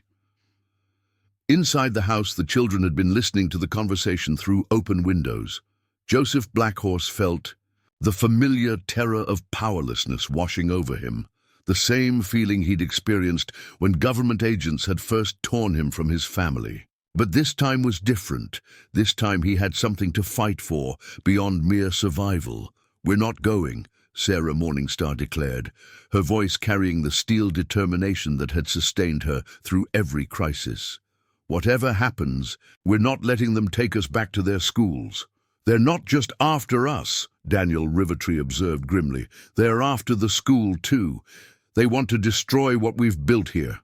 Mary Blackhorse, now 13 and possessing wisdom beyond her years, looked around at her adopted siblings with clear eyes. "Then we fight. Not with guns, we can't win that way, but we fight with truth. We make sure everyone knows what they're really trying to do. Outside, Sam was making his own calculations. 15 armed men represented overwhelming force in any direct confrontation. But Knox's very presence revealed something important. The federal government was taking the Rockingham school seriously enough to send their best marshal to shut it down. That suggested both the threat they perceived and the potential impact of what was being created here. "Marshal Knox," Sam said, his voice carrying across the yard with deliberate clarity. "I need to understand something. Are you here to arrest children for the crime of getting an education? Or are you here because someone in Washington is afraid of what happens when Cherokee children and white children learn to respect each other?" Knox's expression didn't change, but several of his men shifted uncomfortably. These were Montana men, many with families of their own, and Sam's words forced them to confront the reality of what they were being asked to do. "I'm here to enforce federal law," Knox replied mechanically. "The motivations behind that law are not my concern, but they should be," said a new voice from behind them. Everyone turned to see Miss Elizabeth Cartwright approaching on horseback, followed by a group that made Knox's jaw tighten with obvious displeasure. Behind Miss Cartwright rode Sheriff Morrison, Doc Harrison, 3 territorial legislators, and 2 men wearing the distinctive badges of federal district court marshals. But most surprisingly, the group included Standing Bear, the Cherokee man whose family had helped Sam 20 years earlier and who had somehow learned of the crisis facing the Rockingham Marshal Knox, said the older of the 2 federal marshals. "I'm Deputy Marshal Coleman from the Federal District Court. I have some questions about the legal basis for your warrant." Knox's confidence wavered for the first time as he recognized the potential challenge to his authority.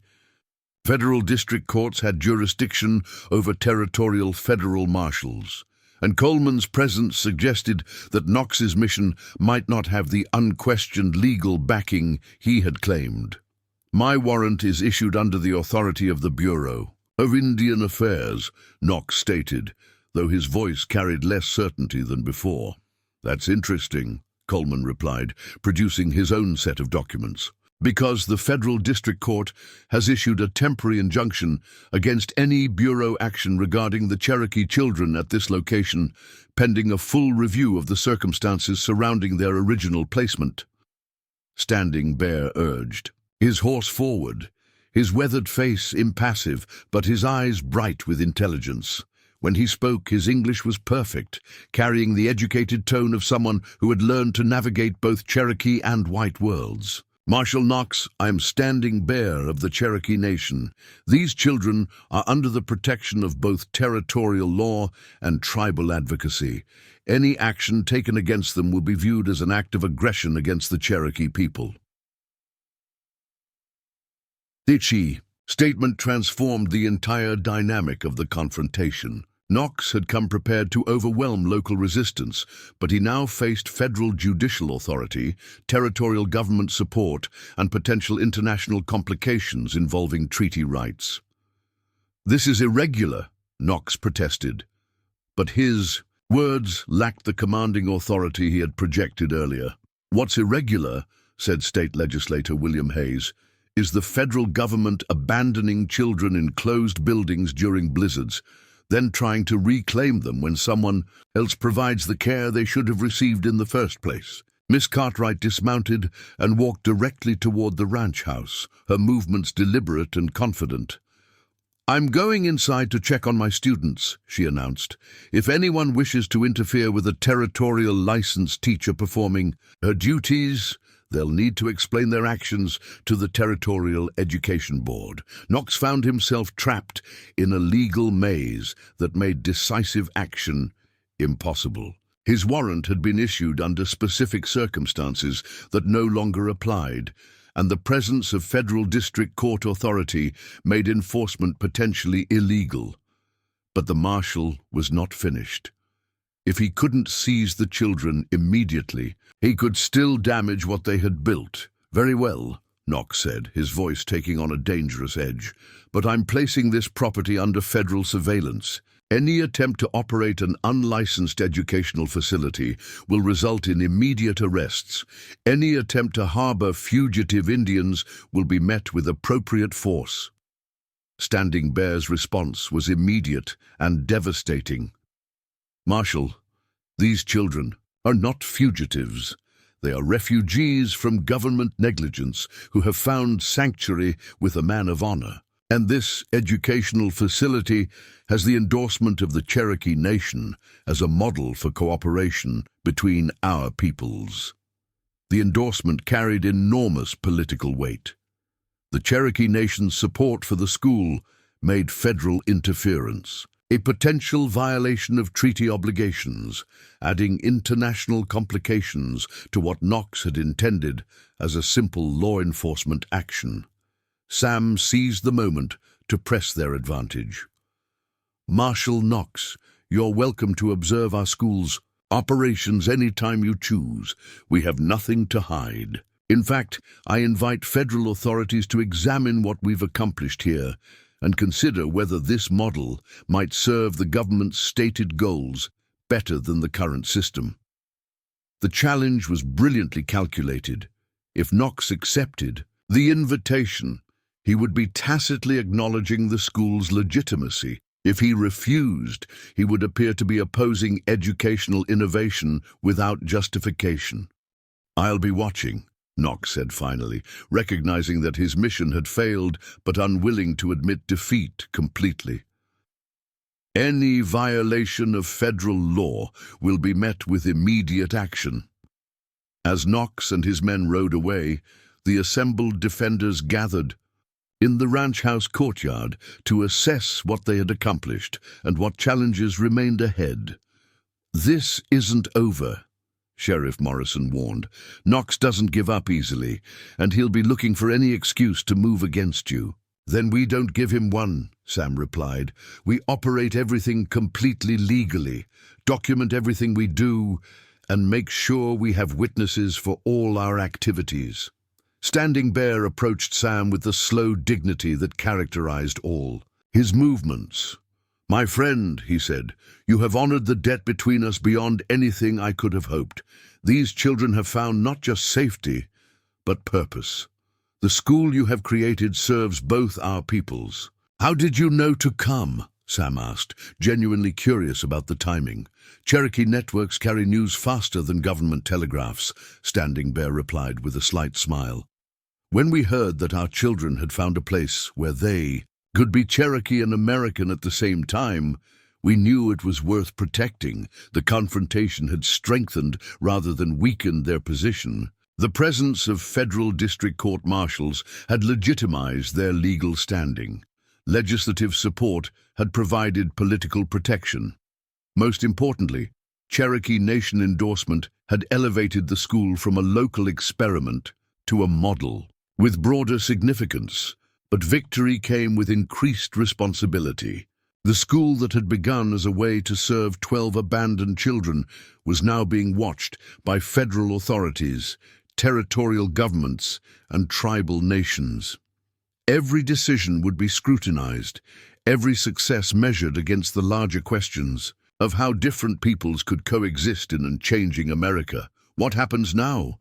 Joseph asked, as the group dispersed and normal activities resumed. "Now we prove that what we've built here is stronger than fear," Sam replied. "We prove that children can learn together regardless of their background. We prove that respect and education are more powerful than prejudice and ignorance." "And if Knox comes back?" Mary asked. "Then we'll be ready for him," Sam said with quiet confidence. "But more importantly, we'll have students and families from across the territory who won't let anyone destroy what we've created together." The test of fire had been passed, but it had also revealed the true stakes of what they were building. The Rockingham School was no longer just about education. It had become a symbol of possibility in a nation struggling to define its identity. The children, who had once begged for their lives, were now defending a vision of America where difference was celebrated rather than feared. The real battle was just beginning, but they faced it with something they had never possessed before: the unshakable knowledge that they were not alone and that their cause was just. 2 years after Marshal Knox's failed raid, the Rocking M Academy had become something that no one, not Sam, not the children, not even their supporters, had dared to imagine. What had begun as a desperate attempt to educate 12 abandoned Cherokee children had evolved into an educational institution that drew visitors from across the United States and even from foreign countries, curious about this American experiment. In integrated learning, the expansion had been remarkable, but not without cost. The original converted barn now served as the Academy's administrative center, surrounded by 6 additional buildings that housed specialized classrooms, workshops, dormitories for boarding students, and a library that had grown to over 3,000 volumes in multiple languages. The student body had swelled to 97 children, representing not just Cherokee and white families, but also Mexican settlers, Chinese immigrants, and freed slaves who had made their way to Montana seeking new opportunities. Joseph Blackhorse, now 19 and serving as the Academy's first assistant director, stood in the morning sunlight watching a group of 8-year-olds tend to the vegetable gardens that had become a cornerstone of the school's practical education program. Among them was Timothy Hartwell, whose transformation from a frightened boy who feared Cherokee children to a confident young man who spoke 3 languages fluently represented everything the Academy stood for. "Mr. Joseph," called out little Su-Lin Chen, a 7-year-old whose Chinese immigrant parents had traveled 200 miles to enroll her in the only school in the territory that welcomed Asian children. "The tomatoes are ready for harvest," Joseph smiled, remembering when he had been the frightened child desperately seeking safety and purpose. Now he was helping to guide the education of nearly 100 children who would grow up believing that diversity was strength rather than division. But success had brought challenges that threatened the very foundation of what they had built. Tiki's first major crisis had emerged 6 months earlier, when the territorial legislature, under pressure from federal authorities and conservative constituents, had passed the Montana Educational Conformity Act. The law required all schools receiving territorial funding or recognition to adhere to federally approved curricula, effectively outlawing the Cherokee language classes, traditional craft instruction, and cultural diversity programs that made the Rocking M Academy unique. Sam had faced an impossible choice: comply with the law and abandon the principles that made their school special, or maintain their educational philosophy and lose legal protection for their operations. "We're not giving up what makes us who we are," Sam had declared during a heated faculty meeting. "If we have to operate as a private institution without territorial funding, then that's what we'll do." The decision had required enormous financial sacrifice. Territorial funding had covered nearly 40% of the Academy's operating costs, and losing it meant that Sam had to mortgage additional ranch land and seek private donations to keep the school running. Many families who had depended on territorial subsidies to afford tuition were forced to withdraw their children, reducing enrollment by nearly 30% almost overnight. But the crisis had also revealed the depth of support the Academy had cultivated within the community. Families who could barely afford to stay made additional sacrifices to keep their children enrolled.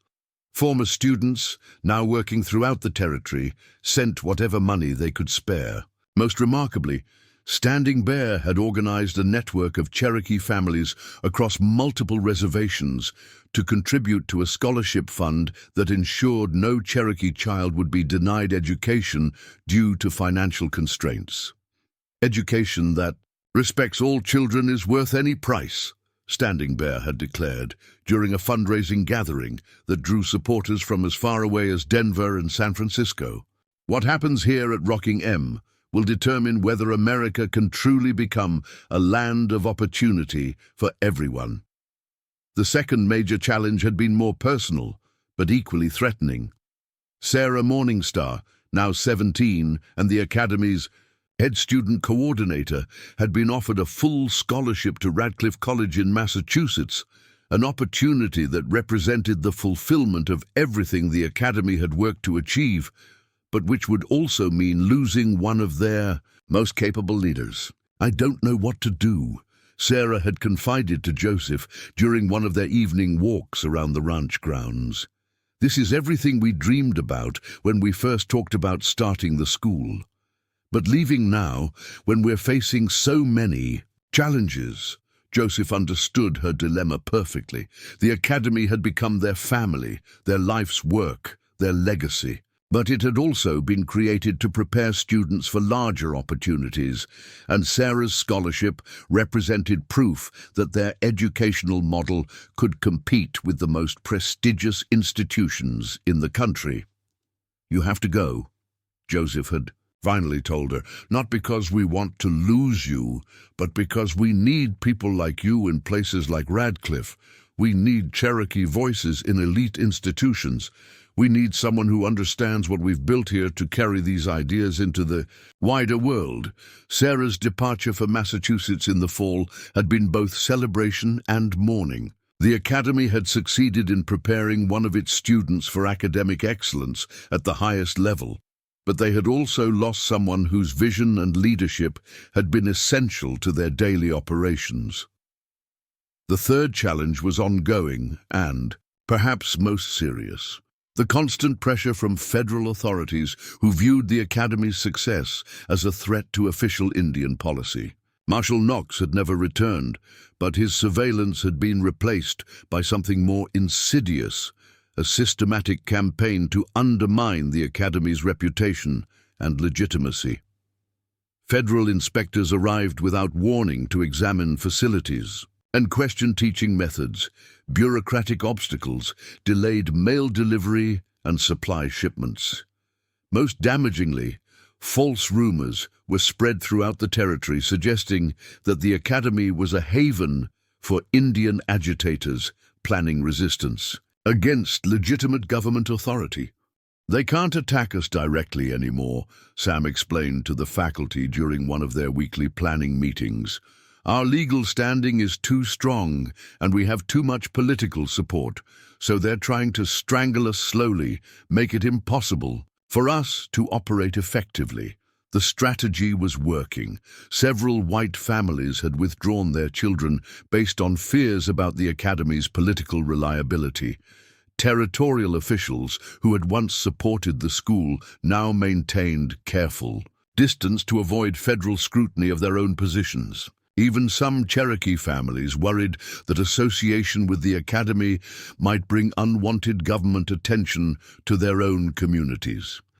But it was during this period of maximum pressure that the Academy achieved its most significant victory, one that would transform not just their own situation, but educational policy throughout the Western Territories.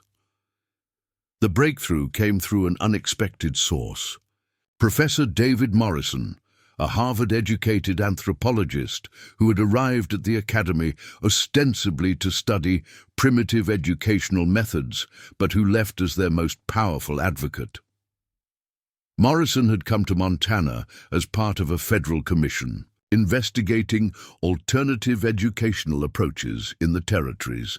His initial report was intended to provide scholarly justification for shutting down institutions like the Rocking M Academy. Instead, his month-long residence at the school had convinced him that they had discovered something unprecedented in American education. "What you have created here," Morrison told Sam during his final evening at the ranch, "represents the most advanced educational thinking I have encountered anywhere in the United States. Your integration of practical and academic learning, your respect for cultural diversity while maintaining high academic standards, your preparation of students for both traditional careers and innovative opportunities. This is the future of American education. Morrison's subsequent report to the Federal Commission was a 30-page document that praised the Academy's methods, documented its exceptional academic results, and recommended that similar institutions be established throughout the Western territories. More importantly, Morrison used his Harvard credentials and political connections to organize support for the Academy among influential educators and politicians in the eastern United States. The impact was immediate and transformative. Within 6 months of Morrison's report, the Academy received visits from educators representing 12 major universities. Articles in national magazines portrayed the school as a model for progressive education. Most significantly, a coalition of Eastern philanthropists established an endowment fund that provided the Academy with financial security for the first time since losing territorial funding.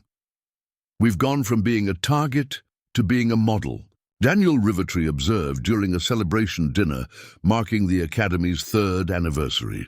Now 18 and preparing for his own departure to study law at Georgetown University, Daniel had become the Academy's primary liaison with government officials and visiting dignitaries. But Joseph understood that their transformation from local experiment to national model brought new responsibilities and new risks. They were no longer fighting just for their own survival.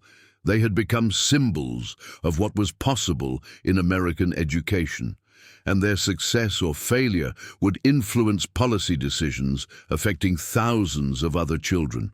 The more successful we become, the more important it is that we remember why we started, Joseph reflected during a quiet moment with Sam in the ranch house where their journey had begun. We didn't start this to prove a point about education policy. We started it because 12 children needed help, and you were willing to provide it. Sam nodded, understanding that success had not diminished the fundamental truth that had guided them from the beginning. And that's still what we're doing, he replied. We're just doing it for more children now. The Academy's influence was indeed spreading beyond Montana. Cherokee communities in Indian Territory had established 3 schools based on the Rocking, a model. Mexican communities in New Mexico and California were adapting their methods for bilingual education. Most remarkably, several eastern cities had begun experimenting with integrated schools that combined traditional academic subjects with practical skill training and cultural appreciation. We've started something that's bigger than all of us, Mary Blackhorse observed as she prepared for her own departure to study at the Montana Women's College in Helena. Now 16 and the Academy's head of cultural programs, Mary had become a leading advocate for preserving native languages and traditions within modern educational frameworks. But it's still personal too, she continued. Every time I see a new child arrive here, frightened and uncertain, I remember that night when we thought we were going to die at Crow Creek. Every time I watch students graduate and move on to bigger opportunities, I think about how different our lives could have been. As the Academy entered its 4th year, the 12 Cherokee children who had once begged for their lives in an abandoned school building had become educators, advocates, and leaders whose influence extended far beyond the Montana Valley, where they had found safety. Joseph served as assistant director while completing his own advanced studies through correspondence courses with Eastern universities. Daniel was preparing for law school with the intention of advocating for native rights. In federal courts, Sarah's letters from Radcliffe described her work organizing support for integrated education among influential Eastern families. Even the younger children had found their voices and their purposes. Tommy Crow Feather, now 10 and fluent in 4 languages, had become the Academy's interpreter for visiting families who spoke limited English. Annie Stormcloud had discovered a talent for mathematics that impressed visiting professors. Peter Walkingstick, fully recovered from the pneumonia that had nearly killed him during his first night at the ranch, had become the Academy's head. gardener, and was developing innovative agricultural techniques that were being studied by territorial farming colleges. "Look what we've built," Sam said as he and Joseph stood on the hill overlooking the academy grounds during the evening hours when students gathered in small groups to study, play, and simply enjoy the security of belonging somewhere. 12 desperate children have become the foundation for something that's changing education across the continent. Joseph smiled, but his expression carried the weight of someone who understood that their greatest challenges still lay ahead. Success had made them visible, and visibility in 1930s America was not always safe for institutions that challenged racial barriers and federal authority. "The question isn't what we've built," Joseph replied thoughtfully. "The question is whether we can protect it long enough for the ideas to take root everywhere, whether we can survive being successful." Sam placed a hand on Joseph's shoulder, recognizing in the young man the same determination and wisdom that had sustained him through his own difficult journey. "We'll survive," he said with quiet confidence, "because we have something worth fighting for, and because we've proven that children are stronger than the people who try to divide them." As night fell over the Rockingham Academy, the lights in classroom windows and dormitory buildings created a warm glow that was visible for miles across the Montana landscape. Those lights represented more than education. They represented hope. Hope that America could become what it promised to be. Hope that children could grow up free from the artificial barriers that adults created. Hope that kindness and courage could overcome fear and prejudice. The 12 children who had once whispered, "Please, sir, we're dying," into the winter darkness were now lighting the way for thousands of others who would follow. Their journey from abandoned victims to educational pioneers was complete, but the revolution they had started was just beginning. 10 years had passed since that desperate winter night when 12 Cherokee children had faced death at an abandoned school, and the transformation was so complete that visitors often struggled to believe the story of how it all began. The Rockingham Academy now sprawled across 400 acres of Montana Valley, its buildings connected by tree-lined paths and gardens that bloomed in carefully planned succession from early spring through late fall. What had started as a single, converted barn now encompassed 23 buildings, including specialized facilities for advanced sciences, arts, agriculture, and the crown jewel, the Cherokee Cultural Preservation Center that housed the largest collection of Native American educational materials west of the Mississippi. Samuel Mackenzie, now 63, and bearing the distinguished silver hair that came with leadership and responsibility, stood in the Academy's grand auditorium preparing for the most important speech of his life. Today marked not just the Academy's 10th anniversary, but the formal transition of leadership to the Cherokee Council of Education, a governing body composed entirely of the original 12 children, now accomplished adults who had returned to guide the institution that had shaped their lives. The audience that filled the 800-seat auditorium represented a transformation as remarkable as the Academy itself. President Theodore Roosevelt's personal representative sat alongside Cherokee Principal Chief William Rogers. Federal senators who had once opposed integrated education shared seating with African American educators from across the South who had traveled hundreds of miles to study the Academy's revolutionary methods. European diplomats, drawn by reports of America's educational miracle, took notes alongside frontier ranchers whose children had found opportunities here they could never have imagined. Most remarkably, delegations from 12 foreign countries were present to study what international education experts were calling the Montana model, a comprehensive approach to multicultural education that was being replicated from Canada to Mexico. But it was the original 12 children, now accomplished young adults who had become leaders in fields ranging from law to medicine to international diplomacy, who represented the truest measure of what had been accomplished in this remote Montana valley. Joseph Blackhorse, 29, and recently appointed as the Academy's permanent director, had just returned from presenting his research on indigenous knowledge systems to the International Education Conference in London. His doctoral work at Columbia had led to consulting positions with the British government on colonial education policy and invitations to advise on educational reform in South Africa and Australia. Yet he had chosen to return to Montana, drawn by the understanding that his greatest contribution would be continuing the work that had saved his life.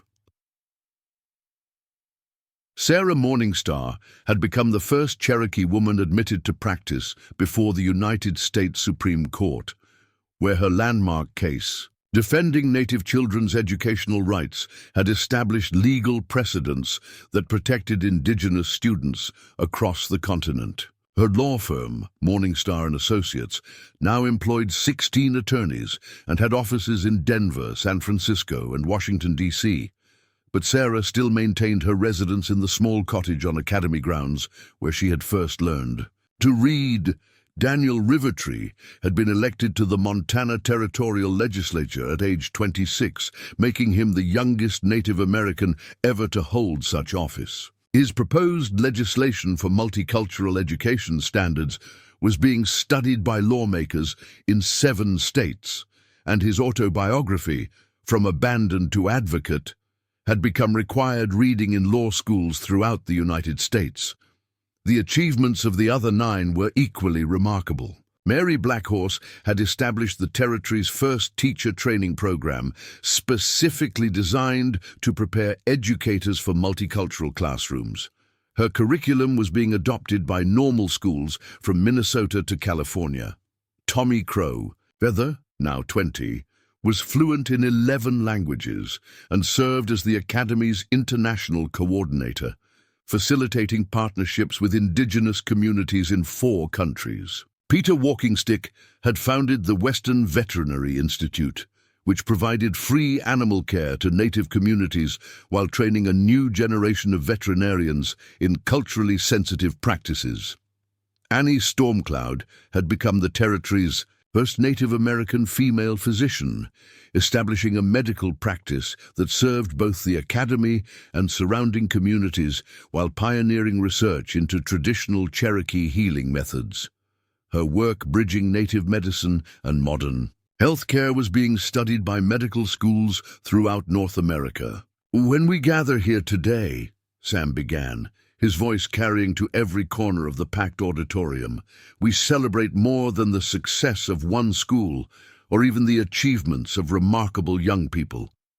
We celebrate proof that America's greatest strength lies not in the artificial divisions we create, but in the bridges we build across those divisions." The speech had been carefully crafted over months of collaboration with the Academy's faculty, students, and the Cherokee Council of Education, but Sam had insisted on adding his own personal reflection, one that connected their current international recognition to the desperate beginning that had made it all possible. 10 years ago, 12 children stood in the snow outside an abandoned building, abandoned by the very government that was supposed to protect them.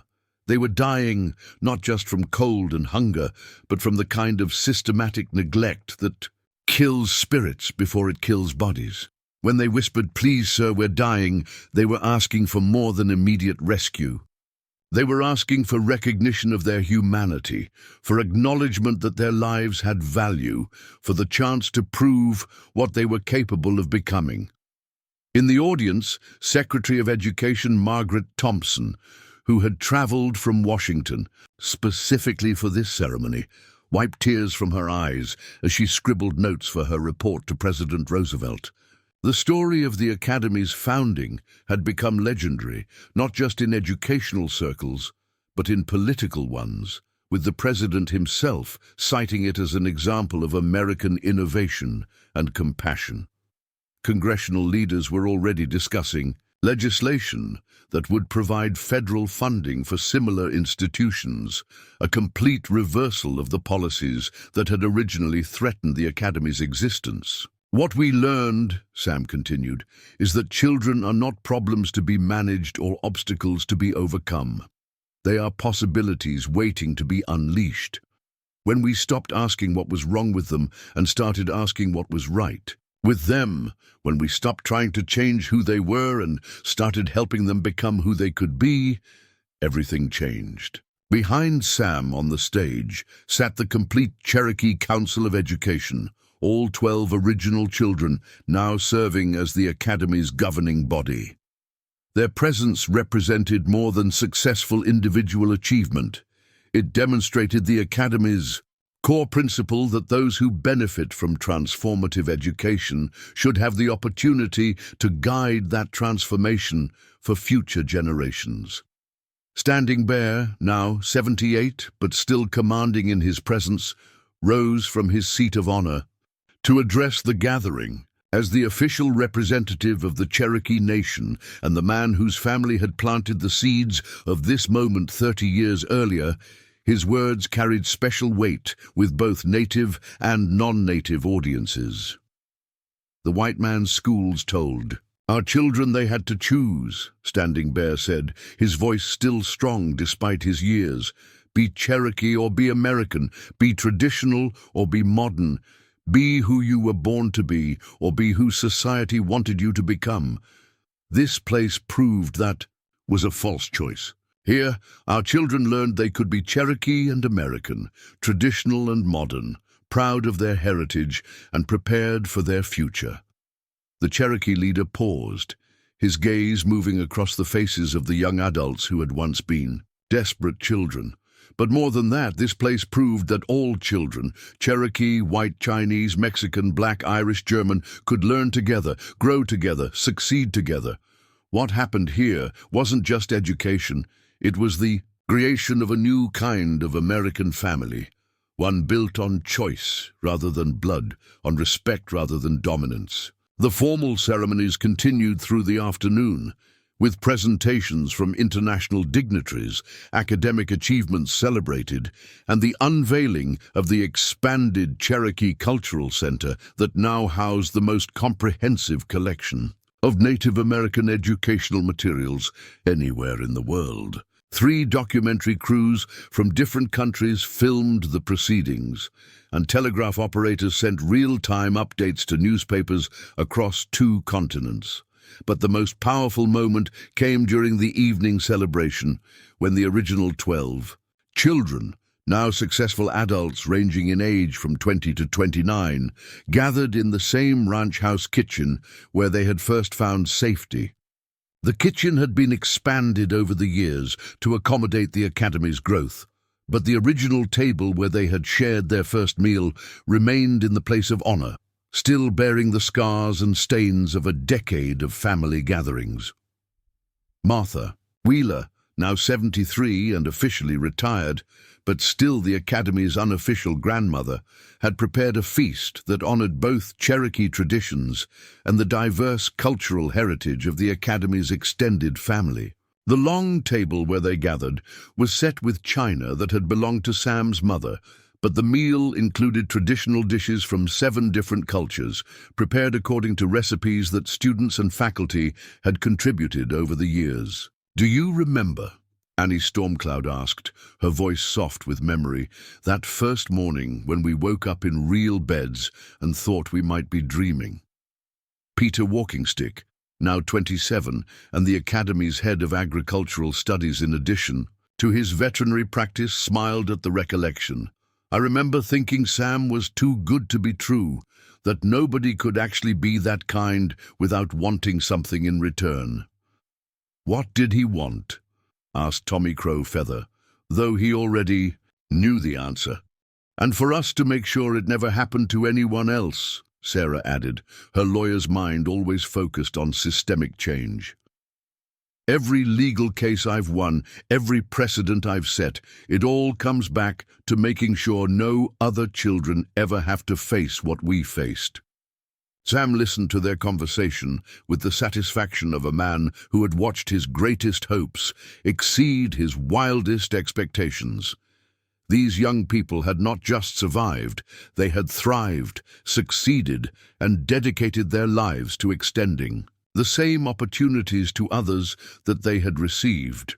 More than that, they had proven that the principles underlying the academy were not just idealistic dreams, but practical realities that could be replicated anywhere there was sufficient will and courage. "I have something to tell you," Sam announced, his tone carrying a weight that immediately focused everyone's attention. "Something I've been thinking about for a long time." The room fell silent as they waited for him to continue. "I'm stepping down completely from the academy," Sam said simply. "Not just as director, but as a member of the board, as an advisor, as anything more than an honored guest. It's time for this institution to be led entirely by the people it was created to serve. The Cherokee Council of Education will have complete authority over all operations, with Joseph as director, Sarah as legal counsel, and Daniel handling government relations. The Academy's future belongs to you, as it always should have." The announcement shouldn't have been surprising. Sam had been gradually transferring responsibilities for years, and they had all known this moment would come. But hearing it stated so definitively brought home the reality that the final chapter of one story was ending and the first chapter of another was beginning. "What will you do?" Mary asked, her voice reflecting the concern they all felt about Sam, stepping away from the work that had defined his life for the past decade. Sam's smile carried the contentment of a man who had accomplished everything he had set out to do and discovered purposes he had never imagined. "I'm going to help other communities start their own academies," he said. "There are places all across this continent, native communities, immigrant communities, frontier settlements, even established cities, where children are being left behind by educational systems that don't understand their needs or value their potential. I want to help them build their own bridges across the divisions that keep us apart." "You're going to spread what we've built here," Sarah observed, understanding immediately the scope of Sam's vision. "We're going to spread it," Sam corrected gently. This was never about one man helping 12 children. It was about proving that anyone can help anyone, that every community has the power to choose inclusion over exclusion, hope over fear. You've all received speaking invitations, consulting opportunities, chances to advise other institutions. The Cherokee Council should consider it part of your mission to share what you've learned. Daniel leaned forward, his political instincts immediately grasping the implications. "We're talking about a movement, aren't we?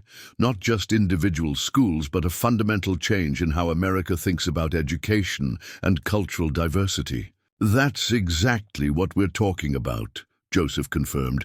"The Academy has proven that it works. Now we have the responsibility to prove that it can work everywhere." The conversation continued late into the night as the 12 young adults, who had once been desperate refugees, planned how they would use their success to create opportunities for others across the continent and beyond.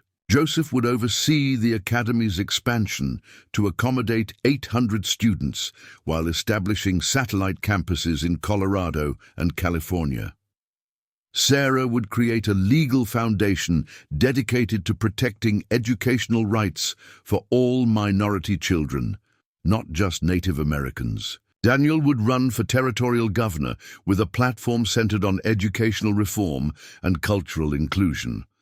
Mary would establish a teacher training institute that would prepare educators specifically for multicultural classrooms, while Tommy would coordinate international exchanges that would bring students from other countries to study the Montana model, while sending Academy graduates to observe educational innovations worldwide. The scope of their ambitions was breathtaking, but their track record of turning impossible dreams into remarkable realities gave weight to every proposal. As the evening drew to a close, they walked together to the hill overlooking the Academy grounds, the same hill where Sam had once stood with a handful of traumatized children, wondering if he had taken on more than he could handle. Below them, lights glowed in buildings where 437 students from 26 different cultural backgrounds were preparing for tomorrow's classes. In dormitory windows, they could see small groups of children studying together, playing together, building the friendships that would sustain them through whatever challenges lay ahead. The academy had become a small city unto itself, with its own post office, medical clinic, fire department, and even a small newspaper run entirely by students. Visitors came from around the world to study its methods, and applications for admission arrived from families as far away as New York and California. But at its heart, it remained what it had always been, a place where children could be safe, respected and challenged to become their best selves. "Look what we've created," Sam said, echoing words he had spoken many times over the years. But this time his tone carried finality, the satisfaction of a mission completed. "Look what you started," Joseph corrected, understanding that Sam's modesty had always been one of his greatest strengths. "No," Sam replied firmly, "look what we proved was possible. 12 children who were supposed to die that night instead became the foundation for something that will outlast all of us. They proved that America's promise, that anyone can succeed, regardless of where they start, is real if we're willing to make it real." Standing Bear, who had remained silent during their walk, finally spoke. "In Cherokee tradition, we believe that every generation has the responsibility to leave the world better than they found it. You have done that, my friend. These children have done that, and their children will continue the work." As they stood together in the Montana darkness, watching over an institution that had grown from desperate necessity into an internationally recognized beacon of educational innovation, they understood that their story was both ending and beginning. The 12 children who had once whispered, "Please, sir, we're dying," into the winter night had not only survived, they had become the answer to that desperate plea for thousands of other children who would follow in their footsteps. They had proven that dying can become living, that abandonment can become belonging, that fear can become hope. Most importantly, they had demonstrated that the greatest tragedy of human existence, the waste of human potential, was not inevitable. With courage, compassion, and unwavering commitment to justice, any community could choose to nurture rather than neglect, to include rather than exclude, to see possibility where others saw only problems. The Rocking M Academy would continue to grow, to influence educational policy across 2 continents, to serve as a model for institutions that dared to believe in the fundamental equality and infinite potential of all children. But its greatest legacy was not in the buildings they had constructed, the policies they had influenced, or even the individual lives they had transformed. Its greatest legacy was in the proof they had provided that 12 desperate children could become 12 remarkable adults who would spend their lives ensuring that no other child would ever have to whisper, "Please, sir, we're dying," into an uncaring world. The morning glories that climbed the Academy's buildings would bloom again each spring, opening fresh with the dawn and closing with the night in an endless cycle of renewal. Like the institution they adorned, they proved that beautiful things could grow from the most unlikely circumstances, that hope could flourish even in the harshest conditions, and that every sunrise brought new possibilities for those brave enough to reach for them. In the end, that was the true lesson of the Rocking M Academy, that love freely given and courageously sustained could transform not just individual lives, but the very definition of what it meant to be family, community, and home. The children who had once begged for their lives had become the architects of a new America, one where every child's potential was sacred, where diversity was celebrated as strength, and where the question was never who deserves opportunity, but rather, how can we ensure that every child gets the chance to become who they're meant to be? As the morning stars began to fade in the approaching dawn, The 12 who had started this journey as abandoned children stood together as accomplished adults, ready to carry their message of hope and transformation to every corner of a nation that was finally ready to listen. Their story had become America's story, a testament to the power of choosing love over fear, inclusion over exclusion, and the belief that in helping others reach their potential, we discover our own. Up next, you've got 2 more standout stories right on your screen. If this one hit the mark, you won't want to pass these up. Just click and check them out. And don't forget to like, subscribe, and turn on the notification bell so you don't miss any upload from us.